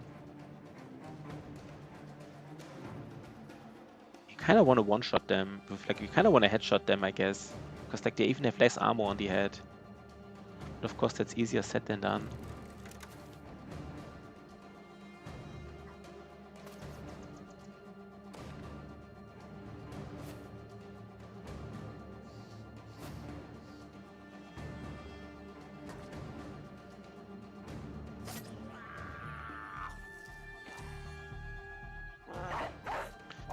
Okay, we might get something here. What was the fame chance? I don't remember, but it might be like a 10% fame chance or something, right? There might be like some, I don't know. No, probably more than 10%. Maybe 10%. I think that's realistic. Run him down.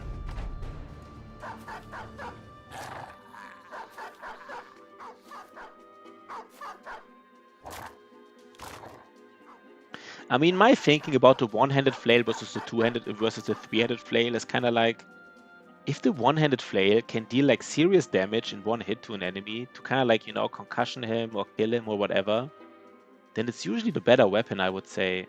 But if the enemy has if the enemy like has so much health and or armor that you just need to do a lot of damage, then I would say the three-headed flail is better. But it's just because it just deals like more damage on average, right? Like if you have to hit the enemy any times, several times, then I don't know if that makes sense. It's hard to explain. Wait, what? Why do I not kill these guys, by the way?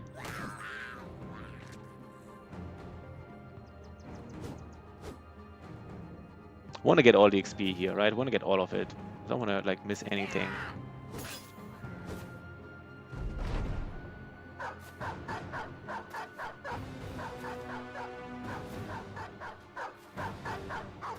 Yeah, just need to get one of those famed flails. But I mean, also, but famed flails in general are also, I don't know, I'm not the biggest fan of famed flails, I guess. Famed one-handed flails. Of course, any famed is good, but it is that easy, yeah. It's kind of like recruiting hedge knights in the first, you know, just recruit hedge knights. Easy. Does he die now? Okay, we did that. Let's get our first. The game does owe us a famed, right? We said it before. We did clear a lot of camps so far. We did it. We did it. Nice. It's not even. Is it bad? It's kind of like not good. But wait 1 second. Of course, it's a famed. I mean, like I should be happy, right? I'm already like complaining. Didn't even see it really. I'm already complaining.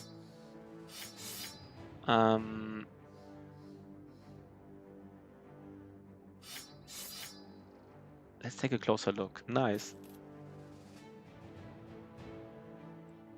Where is it? Where is it? Yeah, I mean, you know, it's a famed. It's not bad. We take it, right? We like it. It's 8 fatigue. So 8 fatigue means you really want to put like a big helmet on, right? You know, like a really big helmet. It's kind of like, who wants it? Let's just maybe give it to like no, we want to give it to Otozama later. Kind of meh. I mean, it's low fatigue. I think it's like the other armor is better, right? 1 second. Battle Brothers. Nimble. I kind of like nimble armor with more fatigue and more durability. I don't know. I don't want. This is. I think it's kind of like the low rolled. 1 second. Battle Brothers, famed items.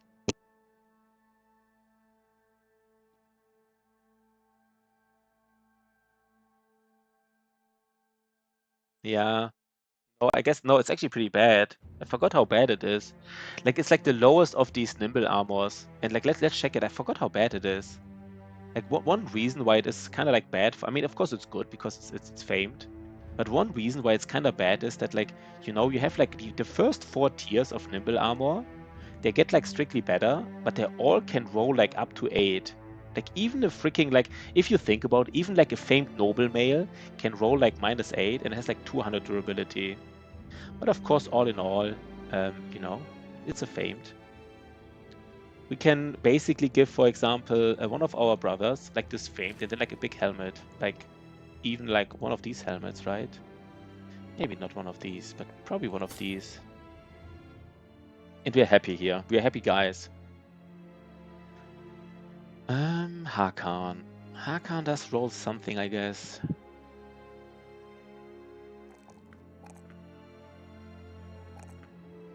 He does roll something. Yeah, I mean, yeah, that's nice. I mean, it's kind of like these famed armors who roll like -8. You can still put a bone plating on them, and then you give him like a brother who still has high HP, right? So you have like these nimble armors who have like a little bit more fatigue but more durability. You maybe put them on nimble brothers with like a little bit less HP, so you don't care if like the nimble value goes down. But here you put it on somebody who has like high HP pool, and he can still keep his nimble value basically. Konrad, let's roll something nice. He is, oh god, man, he does roll. He does roll. This is a decent roll.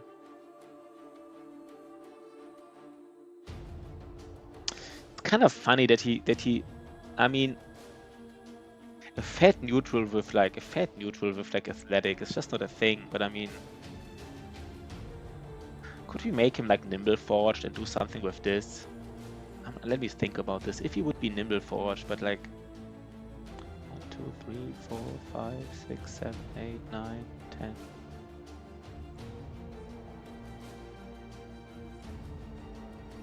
I just want to make use of this athletic trait, right? I just want to make use of it.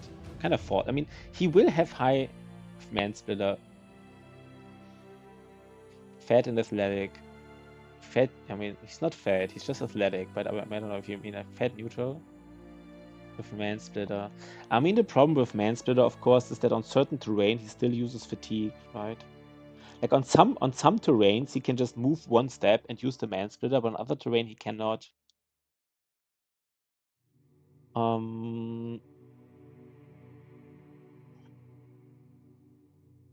He has like 4. I mean, maybe I actually would like to see. I mean, I guess he will never be purely nimble, right? I don't think I can make him purely nimble. So maybe I already give him Battle Forge. Could I make him purely nimble? Is there like a scenario? Excess fatigue. Yeah, that's true. Just give him a little bit excess fatigue. And that's also something to be useful, right? Just give him a little bit excess fatigue, and with this excess fatigue, he can use the man splitter basically most of the times.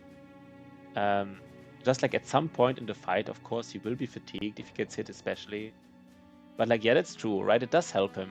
It does help him to use the man splitter efficiently. I mean, he will have 4 rolls in secondaries. Let's say he takes 2 rolls in hit points and 2 rolls in resolve.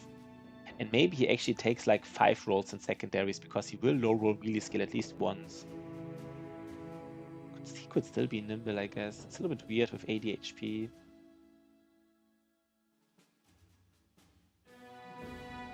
I don't want to do the decision right now. I really don't. I don't right now. A little bit greedy, but I don't want to do it. I might need a lot of. It's so greedy. Thinking about. The thing is as well, right? Like Battleforge is not that strong. Like Battleforge is strong, but like, and if you're not sure if you give him nimble, then like.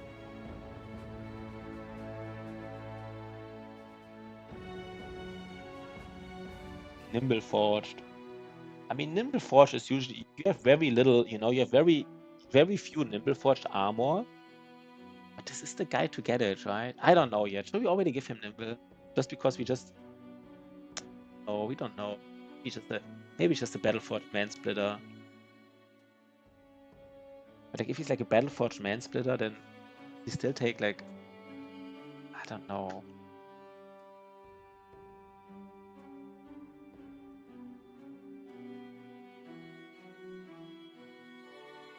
Is it too greedy to take student?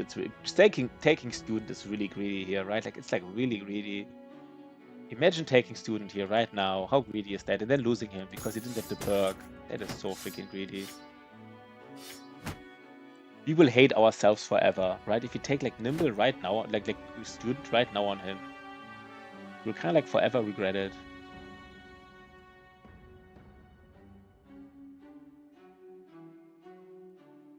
Let's see the next couple of fights. Let's first take a look here. To take student, yeah, that would be almost insane. Lots of ancient legionaries.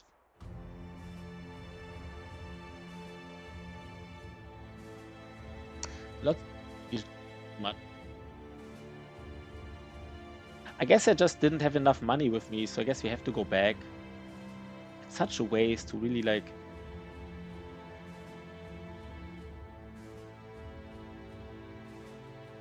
Guess we just have to go back. I fucked it up here with the money situation. I fucked it up. How unhappy are they, by the way?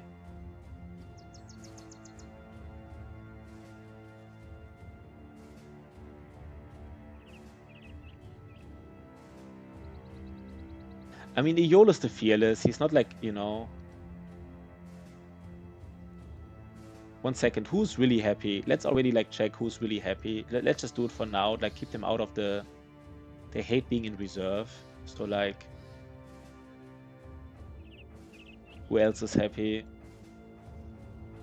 We just have to remember to change the setup for fortified. This is Goblin City. This is Goblin City. It's fascinating, right? Oh wait, we have to get the contract. What's the plan? It doesn't really matter what contract, right? Just one of them.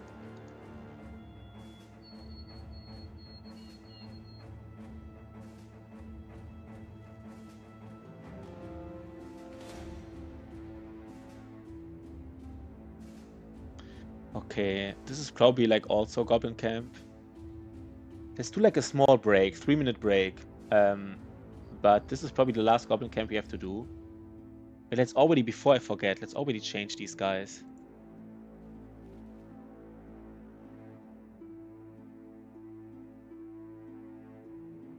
Yeah, see you around with Carlos. See you around, man. Small break, 5 minutes, 3 minutes.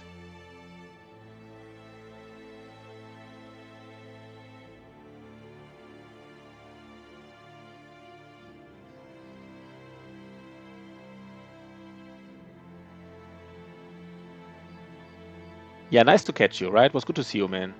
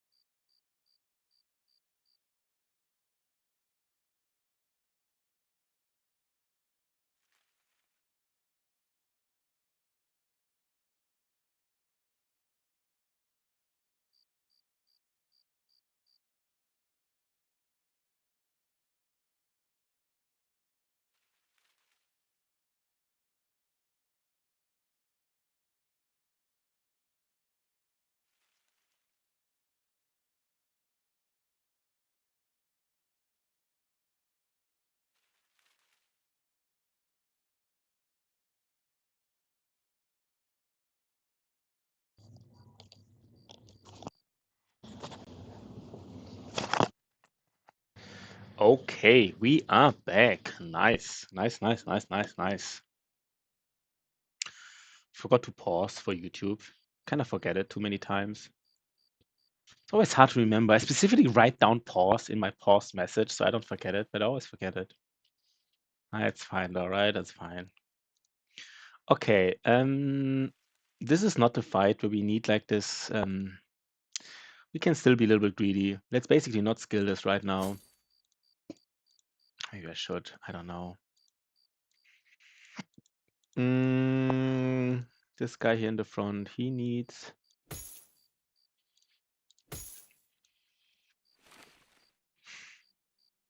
One more second, guys. One more second. I have 7, 8, 9, 10. You have 5 more perk points. Let's say 1, 2, 3, 4, 5. I wouldn't even have quick hands if I take like nimble and.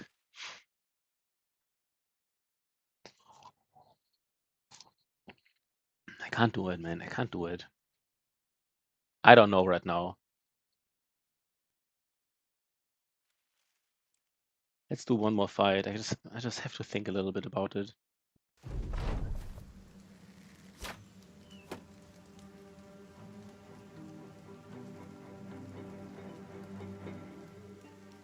Guess we just want to be aggressive here, right? We could just literally walk up here. Guess we just wait for them. Let's just wait what they do and then we walk up to them. Then we're aggressive.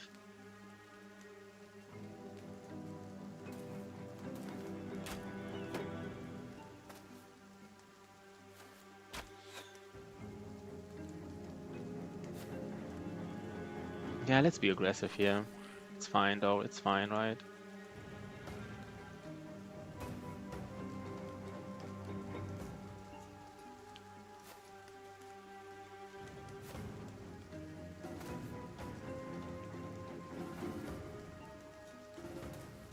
Yeah, we'll just go for it.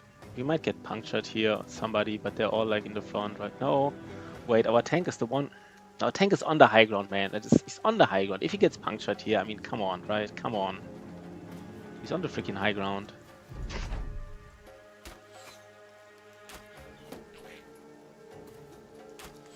So let's do it. Let's go.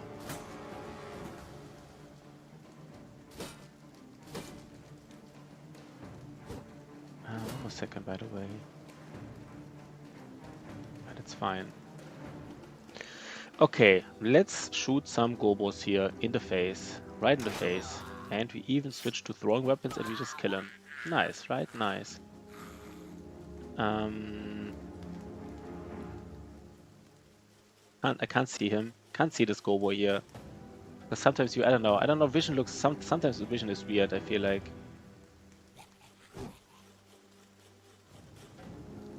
It's fine.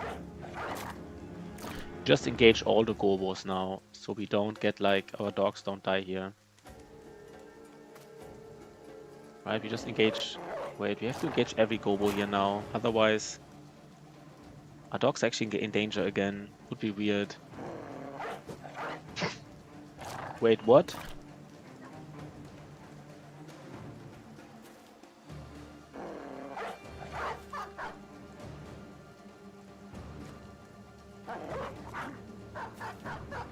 Wait, please tell me we can engage every gobo. Are you kidding me, man? Are we not killing this guy here now?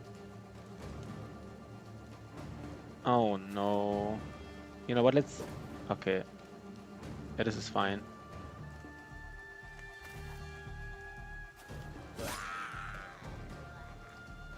Okay.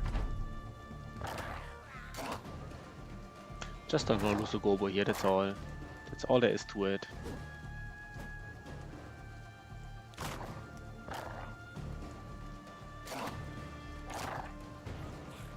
Okay.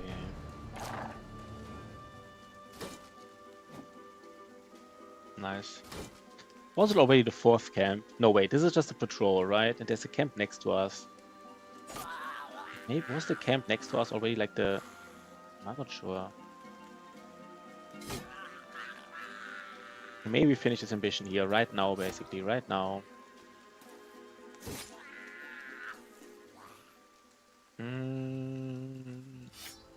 Let's take the...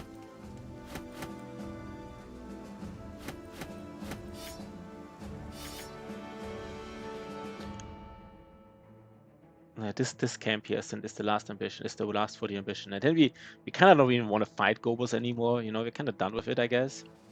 The banner.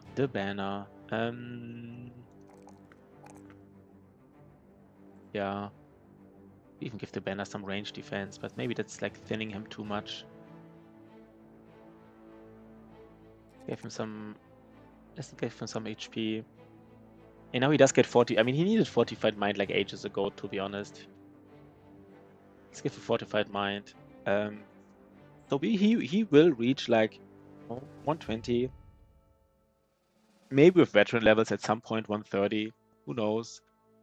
He's good enough. Like he's not, it's not awesome, but he's good enough. It's nighttime. I want to do it. I want to be a little bit greedy here.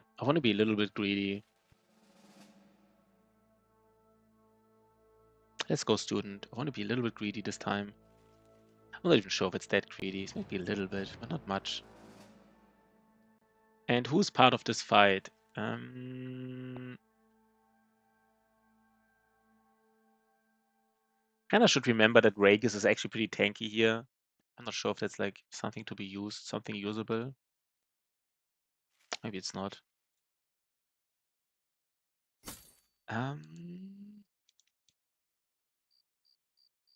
We just go in, right? We just go in. And again, it should be a Gobo camp. And these Gobo camps, this is like, I think that the difficulty of these camps here in particular is kind of like in between 1 and 2. Like kind of like the amount of resources they have. I think it's more than a tier 1 Gobo camp, but less than a tier 2 Gobo camp on average. Might have also be a patrol just spawned from it very recently, like 13. If this is 13, yeah, this is 13 Gobos, which we kind of like expected. Are they even coming? That's interesting. Why would they come?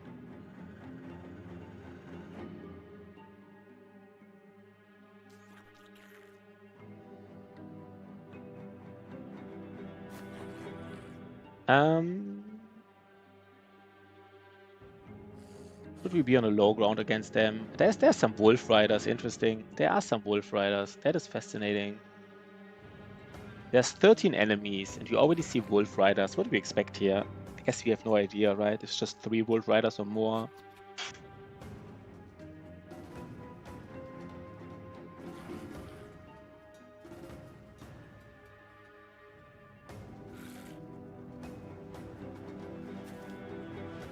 Okay. Okay. As we just go in front of our range guy here, then we wait for them, right?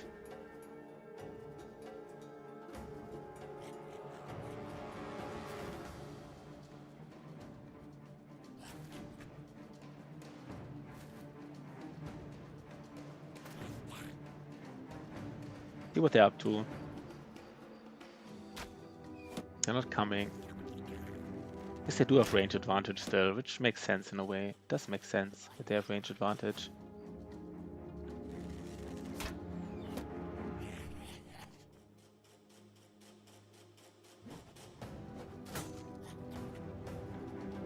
Okay. Okay, I mean, we have to be a little bit aware.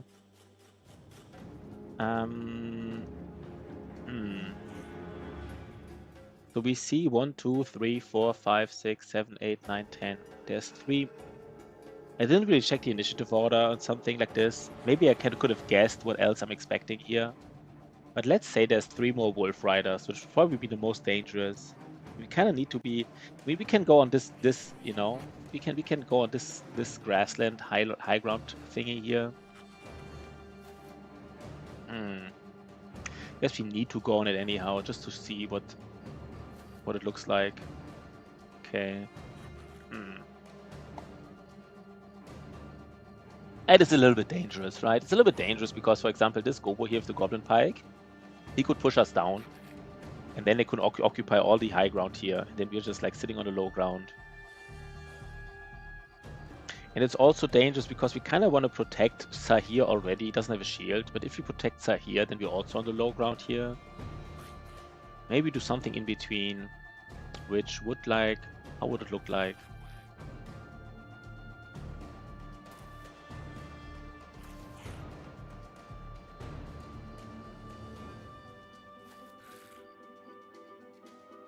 Maybe just like we don't go like in the middle here, being surrounded by 3 high grounds. That's a little bit weird. But we can go like on 1, right? Like Sea Wave can be like next to 1 high ground tile. That's fine. It's not too dangerous. These Wolf Riders, they always try to flank you, right? Kind of like aggressively. It's a little bit abusable, but for me it's still hard to like hard to anticipate. That's kind of like really aggressive on how they try to flank you. Like they will actually sometimes ignore your complete front line. Okay, this is surprising already. I didn't think he would. I think he would like. I would have guessed he would have walked all around. Just already. This is what I mean. Hard to anticipate. Like they're already surprising me.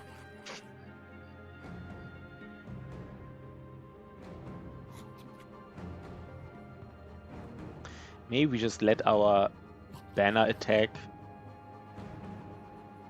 Who would we attack here with our?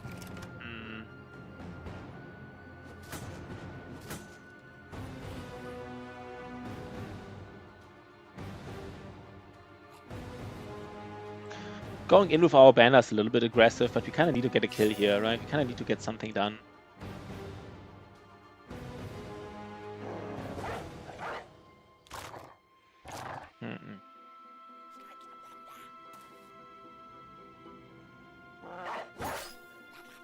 Okay. There's one Wolf Rider is missing here somewhere, right? Somewhere one Wolf Rider is missing.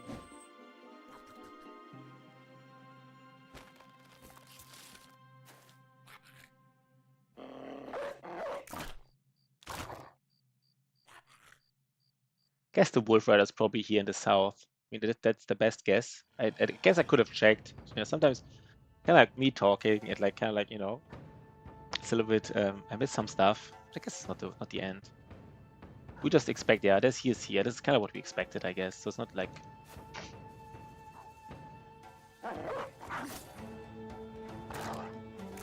And Konrad does have, yeah, he does have Pathfinder. I'm not even sure if this Goblin Wolf Rider bleeds out. Does he still get a dog? I'm not actually completely sure how this works. I know if you headshot them, you get... Wait, if you headshot them, you get a Gobo. If you normally kill them, you get a dog. But if they bleed out, I'm not sure. Maybe we get surprised here, right?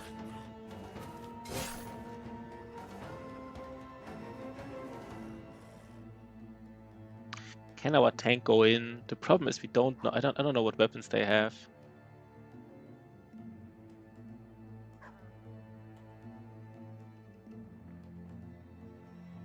Can't believe that I'm not even like sure if I can go in or not with my tank.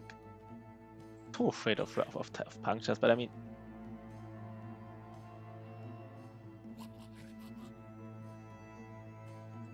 Well, let's wait 1 second.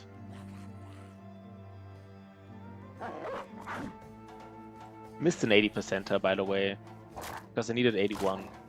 Because he missed so many attack rolls, like.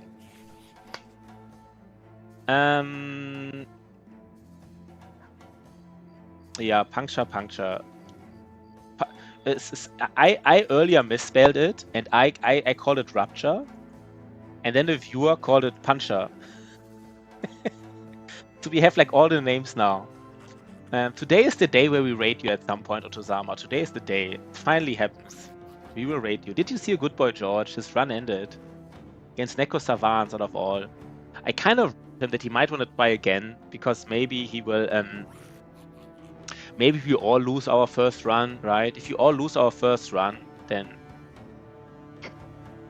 didn't see. I saw it this morning. I mean, the question is, if your run ends, if nobody makes it to all legendaries, does the one win who survives the most days, or do we just try again and like, you know? Let me just think about this here right now, though. Let me just kill at least one Gobo. He's bleeding already. It's not worth it. Now let's still kill him. God damn it. That was nice. That's perfect, right? Both of these guys will bleed out. Do I go in? I'm so afraid of fucking ruptures, man. Like the one thing, right? Like the one thing. Am I actually afraid of 5% ruptures? Is it so pathetic here? Maybe I am. Maybe I am. That is pretty pathetic to be, like, as a tank, to be afraid of 5% ruptures. I'm not sure. You might take a look at his last fight, like in this video. Like he played something else afterwards, but like right at the end there was this fight. I think he could have escaped. I mean, I still don't know exactly how like fleeing works, but he acted first. He like two of his brothers acted before these Necro Savants. And my understanding is if you act before them, you can still flee. But I'm not sure. Maybe that only works if they have auxiliaries in there. But he basically got kind of like, at night, five Necro Savants catched him. I would love to see your opinion. Could he have escaped or not? Ruptures are more scary. Yeah, that's true. But punchers are still the best. Like I think it's so, I don't know. I don't want to say it's inconsistent, but like I heard different things about fleeing, right? Because I remember one time that people told. I remember somebody telling me that if you act before the enemy, you can always safely flee. But then it actually wasn't true at some point. Like I still got engaged by dogs. I basically acted first, fled, and then dogs still came after me. So I don't know this whole fleeing logic. It just seems to be more complicated than maybe it's even random to a certain degree. Maybe it's even random. I don't know. And I'm looking forward to your run, Otto. Looking forward to your run.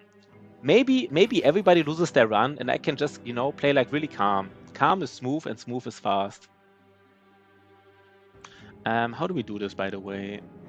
Is this guy on the high ground, right? He needs to die. He just really needs to die. Oh, God. How do we do this? Please tell me this guy dies.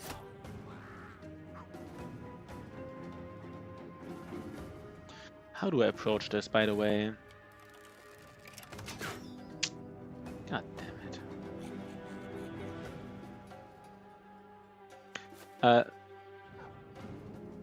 Yeah, I think you have to play safer. I think I never saw Good Boy George playing before. I think he plays very well. He might be, I don't know, he might as well be better than me for all I know. But I do think he plays a little bit aggressive. Like some of his arena fights I probably wouldn't have done. I mean, he won these arena fights, but that's not the point, right? Like in a run where you can only lose 3 brothers, like doing a fight that's just like a 10% chance of like you losing 3 brothers. I think that it's just you have to play safer than you're used to, is my opinion. But it's easy to say, right? It's easy to say.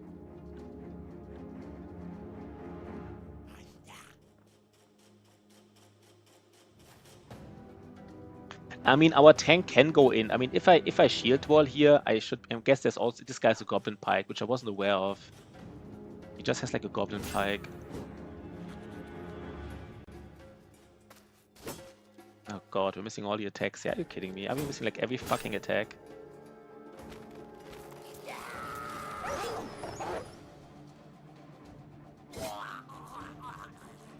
Do we go in with Florison? Florison does have Nimble, but he has no arm, but he has very low. Maybe engage one person with Florison, just one.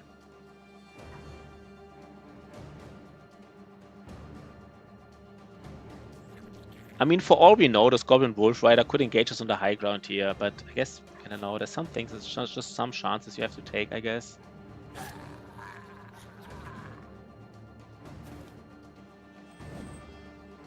%. I mean, if the Wolf Rider disengages us, I guess that's fine. Let's just prepare for a triple hit here. I'm not afraid with this tank. I mean, we could get... No, we can't even get punctured here. They don't have puncture weapons, so let's actually hit somebody.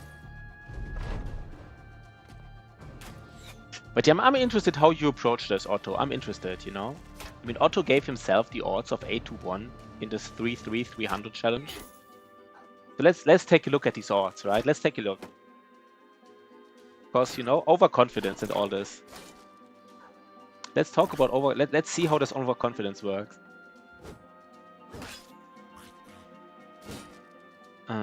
Yeah. I'm especially curious how aggressive you are with arena fights. Like, do you take most of these arena fights or not? Because arena fights, like fighting like 5 waves, I won't start until my run is over. Yeah, it takes some time, right? Yeah, for me as well, of course. We're missing all these hits here. I don't know what's going on, but we are missing a lot of hits. Wait, what? You know what? It is dog time apparently. Apparently, I don't know why this dog had to like go in on its own, but I guess it's always dog time, right? It's always dog time. Missed another 80 here. Just want to point that out.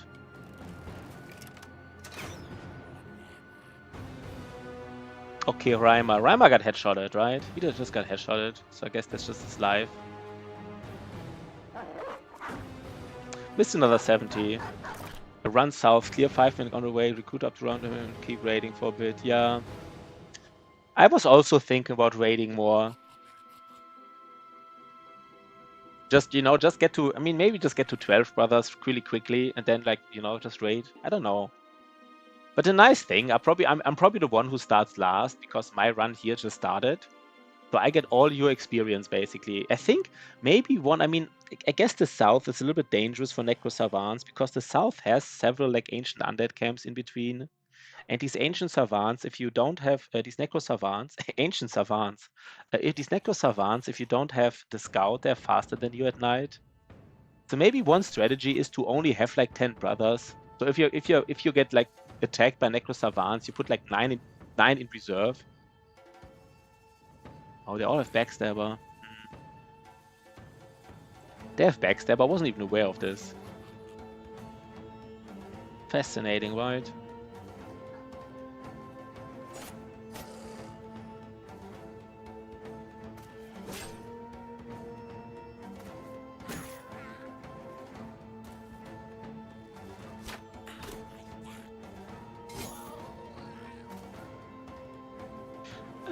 Yeah, Reimer is kind of out here, right? Maybe he's kind of out. He doesn't need to get another headshot in here. He doesn't need to get headshotted here.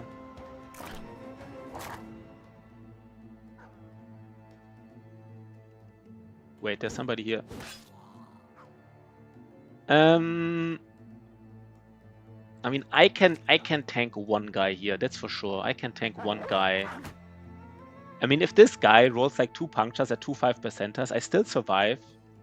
You have 9 lives. I even have 9 lives, right? Like, so if he gets double punctured, I mean, Nomads. Do Nomads have Backstabber? But I mean, the thing is, Backstabber, usually you should be the one. I mean, in the early game, you should be the one who has more brothers, right? That's why I don't think Backstabber is that dangerous in the early game. Like, it's kind of like you should be backstabbing them and not they you. I don't know if that makes sense to you, right? Like, you should surround. I guess you don't have dogs, so that's one problem. I guess you don't have dogs, so you can't really surround them that much. Yeah, no dogs. Maybe you need a handicap for me, right? Like a mod where I can still have endless dogs. Or like a mod that adds like a kennel in the south. This is like my... Everybody gets a handicap, maybe. My handicap is I get a kennel in the south. Oh, you mean like with Backstabber? Okay, wait, okay. You're saying like, okay, wait. So Otto is saying like Backstabber is of course not that big of a deal, but in this run specifically, where you're not supposed to lose brothers, Backstabber is a big deal, because if a brother gets surrounded by 2 or 3 nomads, he is definitely dead because they have Backstabber. That's true. That's true. So kind of like, it's not like the most dangerous perk usually, but in this run specifically, because it makes it somewhat likely to lose a brother. Yeah, good point. Otozama has sometimes Otozama makes some good points, once in a while. Wait, I should have moved up the hill, but I didn't. And now I missed my attack because I guess I'm just missing 87%ers, right? It's just my life here.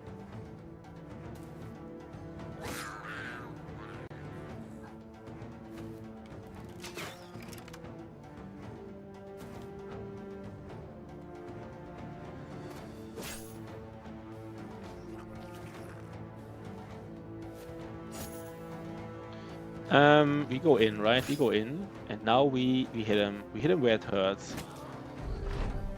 Nice. Could we get something here? I mean, it said like the chance to get something here. I think it said like between something like 10 and 15%. And I think if Gobos are in here, it's the highest chance. I think it might be 15% because it's Gobos. Have you ever played like a no loss run or like a I don't know, like a run where you're not supposed to lose many brothers?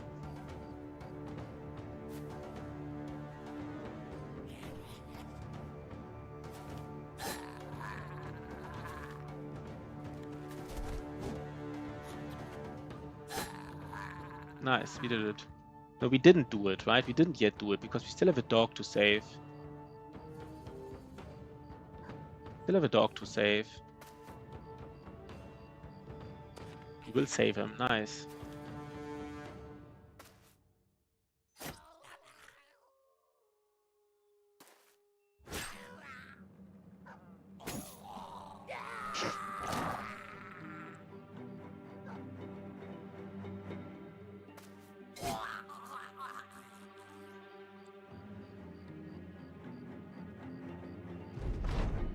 Run him down.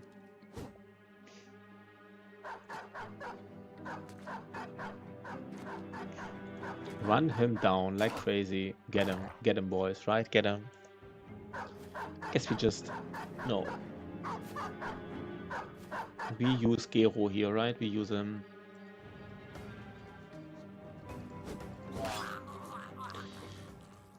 Okay. Oh, we got another. Oh, nice. Oh, God. Oh, nice. This is a good run. This is a good run. I mean, this armor is not like the best, right? It's kind of like a, I don't know, 300, 28 fatigue for 300 durability is kind of like a normal armor, right? No, is it? Wait, 1 second. No, coat of plates, coat of arms, Battle Brothers. No, I guess non-famed armors actually do have. 1 second. Do non-famed armors always have like 40 fatigue, or was it 30? I guess normal armors always have 40 fatigue, right? So it's kind of like it still has 10 less fatigue. Yeah, I guess it still has 10 less fatigue. Yeah, never mind. It's definitely very useful. Very, very useful. You know what? We take it. We take it, guys. We take it. And now we have too much stuff here, by the way. We have too much stuff. Yeah, it's normally 40. Yeah, that's true. It's normally 40. So, you know what? It's fine. It's fine, it's fine, it's fine. We don't repair daggers anyhow. So let's maybe remove some daggers. Let's take the high daggers here in. And I mean, we're ready to go back anyhow. We're really ready. Nice. I like it. I like it. This was nice. This was good. I would love to go on the high ground here, but we gotta go back. 300 armor. Who gets it? I guess for now the tank gets it, but soon maybe Otto gets it. I don't know. I just, I made him. I gave him like a nice defensive perk, Mental Rock, like a really nice defensive perk. And it's called Student. It's kind of like it's kind of like offensive and defensive at the same time.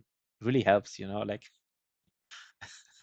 I don't know why I find it funny, but this is so fucking greedy, man. This is so fucking greedy. Let's go back. Maybe we are back before it's a... No, are we back? We got the Goblin Trophy. We did get the Goblin Trophy. Yeah, now he has armor to be a nude. We really have a good run going. I would love to be here at Strahlenburg before the timer is, because I'm actually a little bit afraid of mood. We might make it. Right. There's another camp.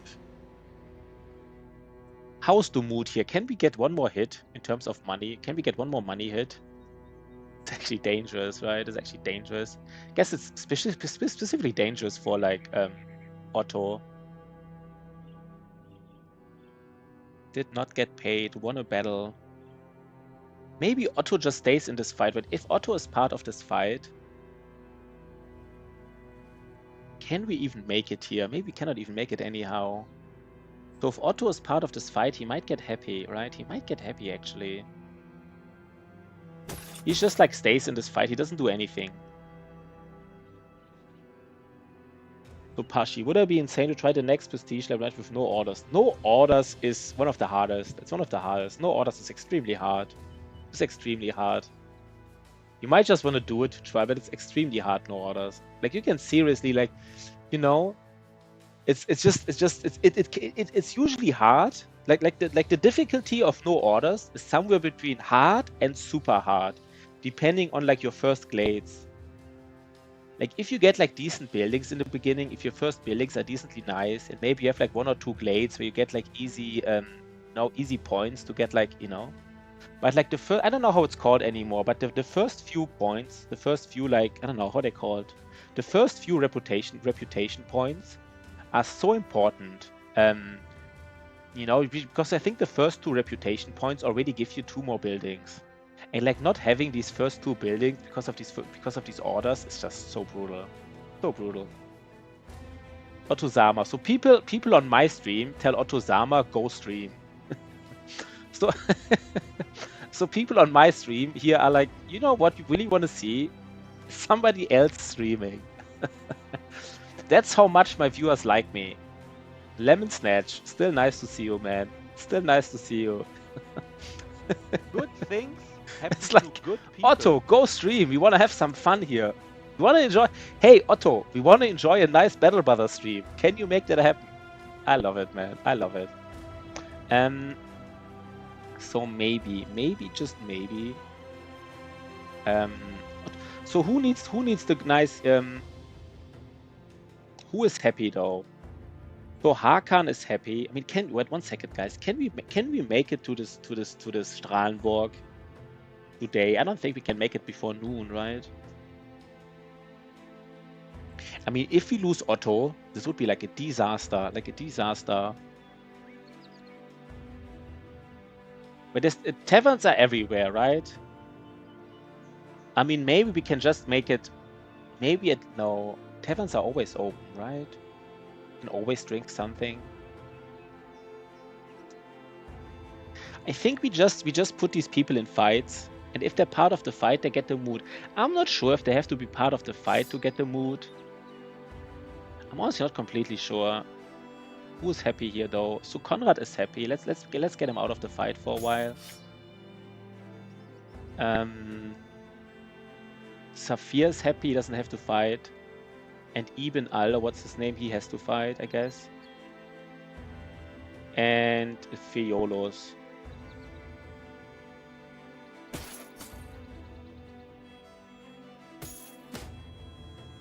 Wait, what? By the way, let's just equip some stuff here, right? We just have too much stuff. Let's equip it. Let's be a little bit like greedy and stuff. Let's just equip all the swag here. Let's even equip these trophies, just so we have more room.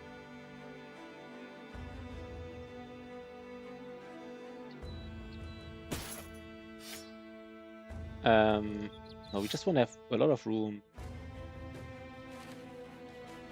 It's a little bit like, kind of like micro optimization here, but sometimes you gotta do what you gotta do, I guess.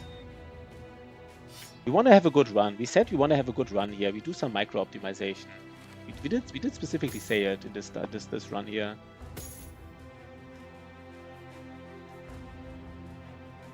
So Ottosama has all the injuries, but he has like all the armor, so he is safe.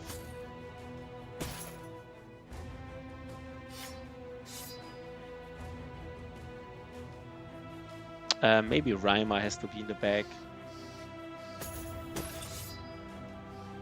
So Ottosama is live now, guys. Ottosama is live now. If you want to leave me, leave me.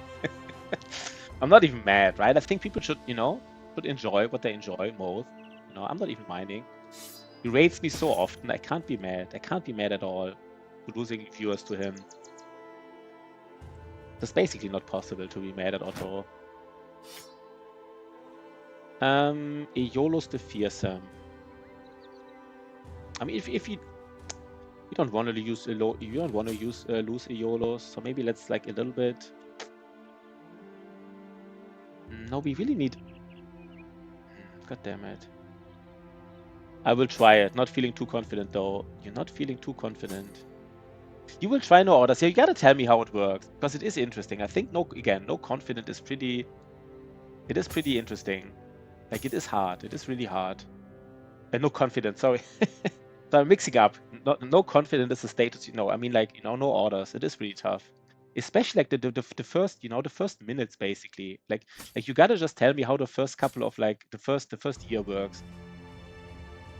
What is the new What is the new difficulty added on this kind of 1 second. I mean, some additional difficulties are at least like not a problem, right? Like some difficulties, they don't add much. Ashen Thicket. Yeah, Ashen Thicket. What was it again? This is one of the new ones. Was Ashen Thicket new? I don't remember.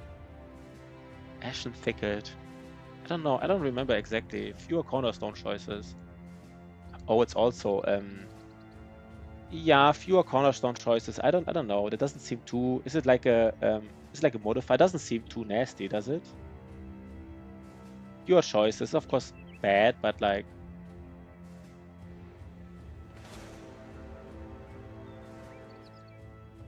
Oh, your own cornerstones, yeah. We made it, right? We did it once. I think you looked at my when I streamed. I think we had it. Weren't you not there? I think it's extremely powerful. I kind of like it's unreasonably powerful. These cornerstones, they're really powerful. I don't know. I don't know why I mention it so often, but it's just really powerful. Let's get a net here, by the way.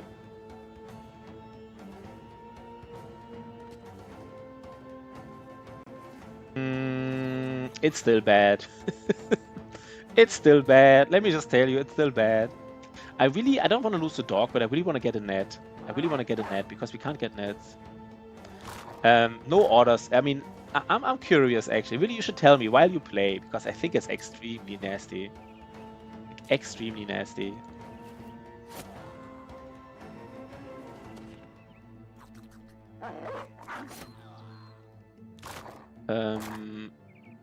Yeah, I mean, that's true, right? Some cornerstones are really strong, but it's just the early game with no orders. The early game is so tough. You gotta tell me about it. You gotta tell me, man. Just really curious how it works out for you. I really want to get that net here, so I will try everything to get it. Okay, we did get it. That's good, right? That's good. I guess we do go in.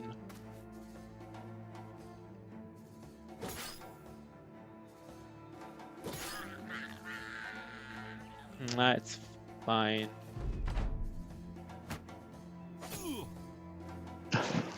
Yeah, Against the Storm, it is a nice game, right? Against the Storm is a nice game. By the way, why do I not see show more? Didn't Otozama just go live? No, he is streaming, right? He is streaming, yeah. We gotta raid him today. I mean, we will play a little bit, but we gotta raid him, of course. We gotta raid him. He raids me so often. It's kind of like, have to do it.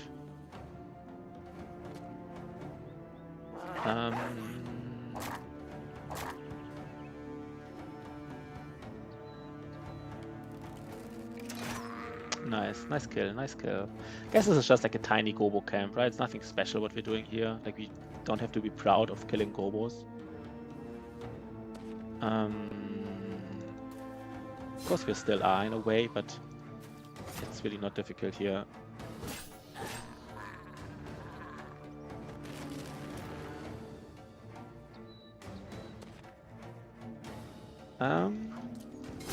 Nice. Nice little fight.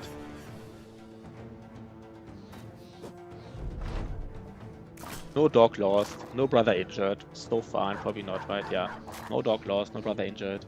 I'm just a little bit afraid about the mood now. I'm just a little bit afraid. It would be so brutal if we lose a brother because of mood. It would be so brutal.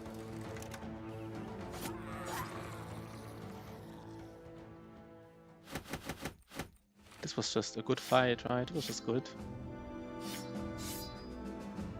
Now let's basically sprint to the city here. We take a small look from this mountain just to see what's up here. And then go, just sprint to the city. Maybe we would have made it, to be honest. We would have made it, right? Before noon. Kind of faster than I thought. What about the mood? Did they get some mood here? They want to battle again. Their mood is still... Maybe just... Do we do another battle?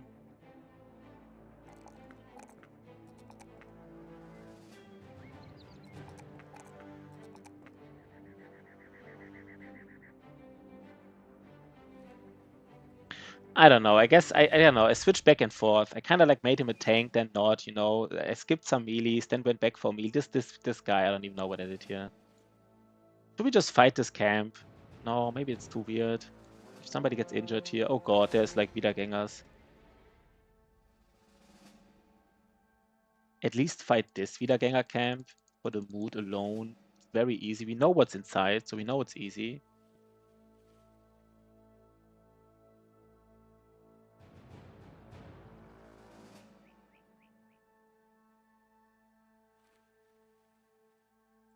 Okay. I mean,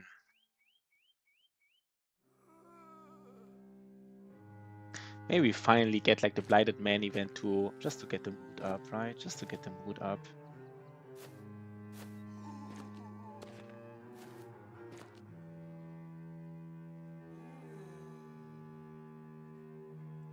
Do you want any armor here?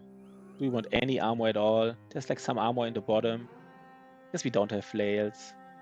It's fine, right? Let's just not get injured. Our mood is bad, so let's just not get injured. That's the only thing we really care about.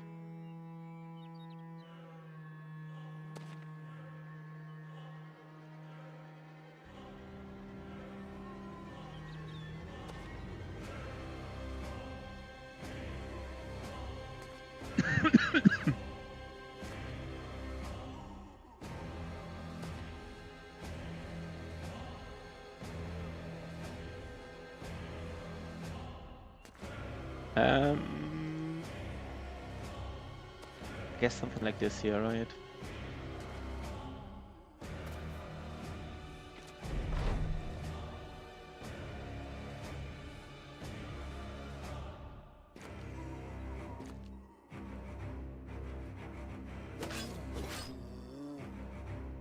Nice little fight here. Nice little fight.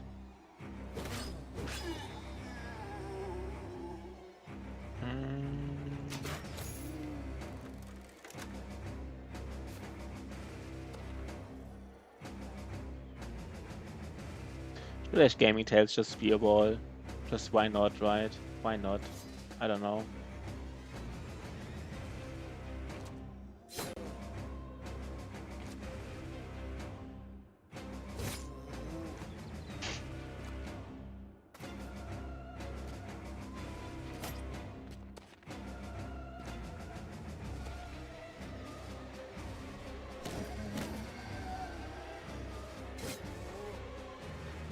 Wait, I misclicked. It's fine. It's fine. It's fine. It's fine.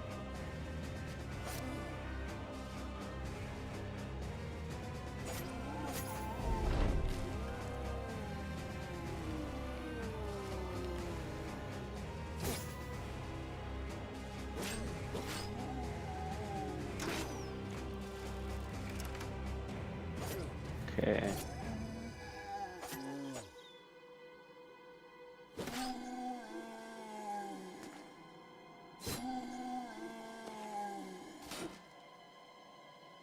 Yeah, let's go. Let's go. Let's hit a nice. The only thing that really would like kind of like ruin the run almost a little, not like ruin the run, but really would like. Did we just headshot this guy? Guy where we want the armor, we just actually headshotted him 2 times in a row. Kind of cute.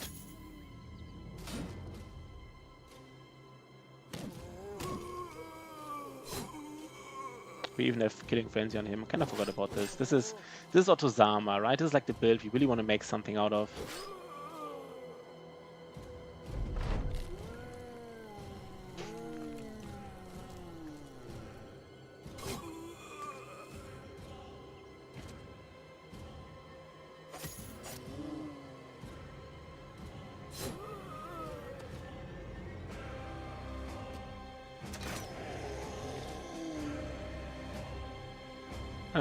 Yeah, let's go.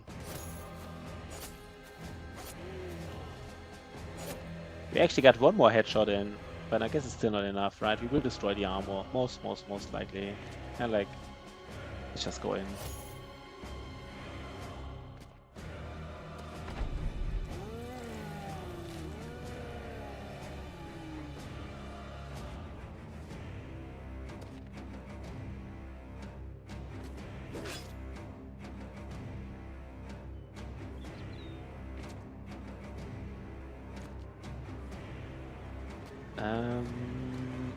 Yeah, let's shoot at. I guess it's fine.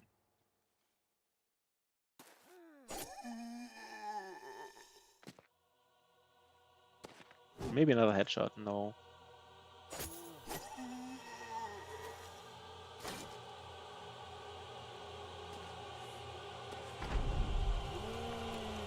Okay.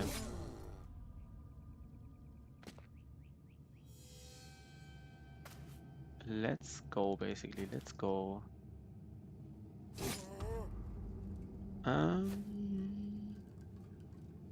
Yeah, this is fine. Basically, just want to see how my mood is once I'm back. The only thing I'm afraid of.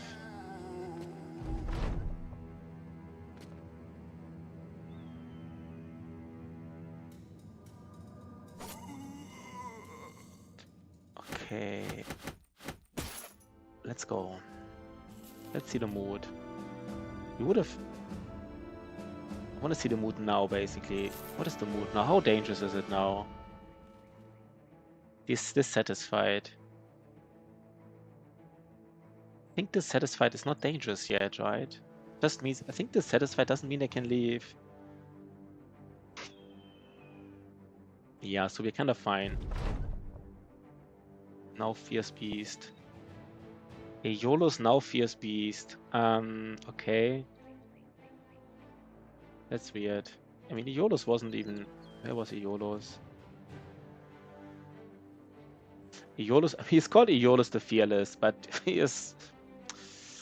He's just fearful, right? He's just actually fearful. Okay, this Tempo Flail Bro, what does he get? I guess on Flail Bros, I actually do like fast adaptation specifically. You sometimes are there alone, right? Hitting like an enemy on your own. Might even get a round here in the tavern just to increase the mood again. There's no tavern. I thought there's always a tavern. I thought there was always a tavern. West of Eisenhalls.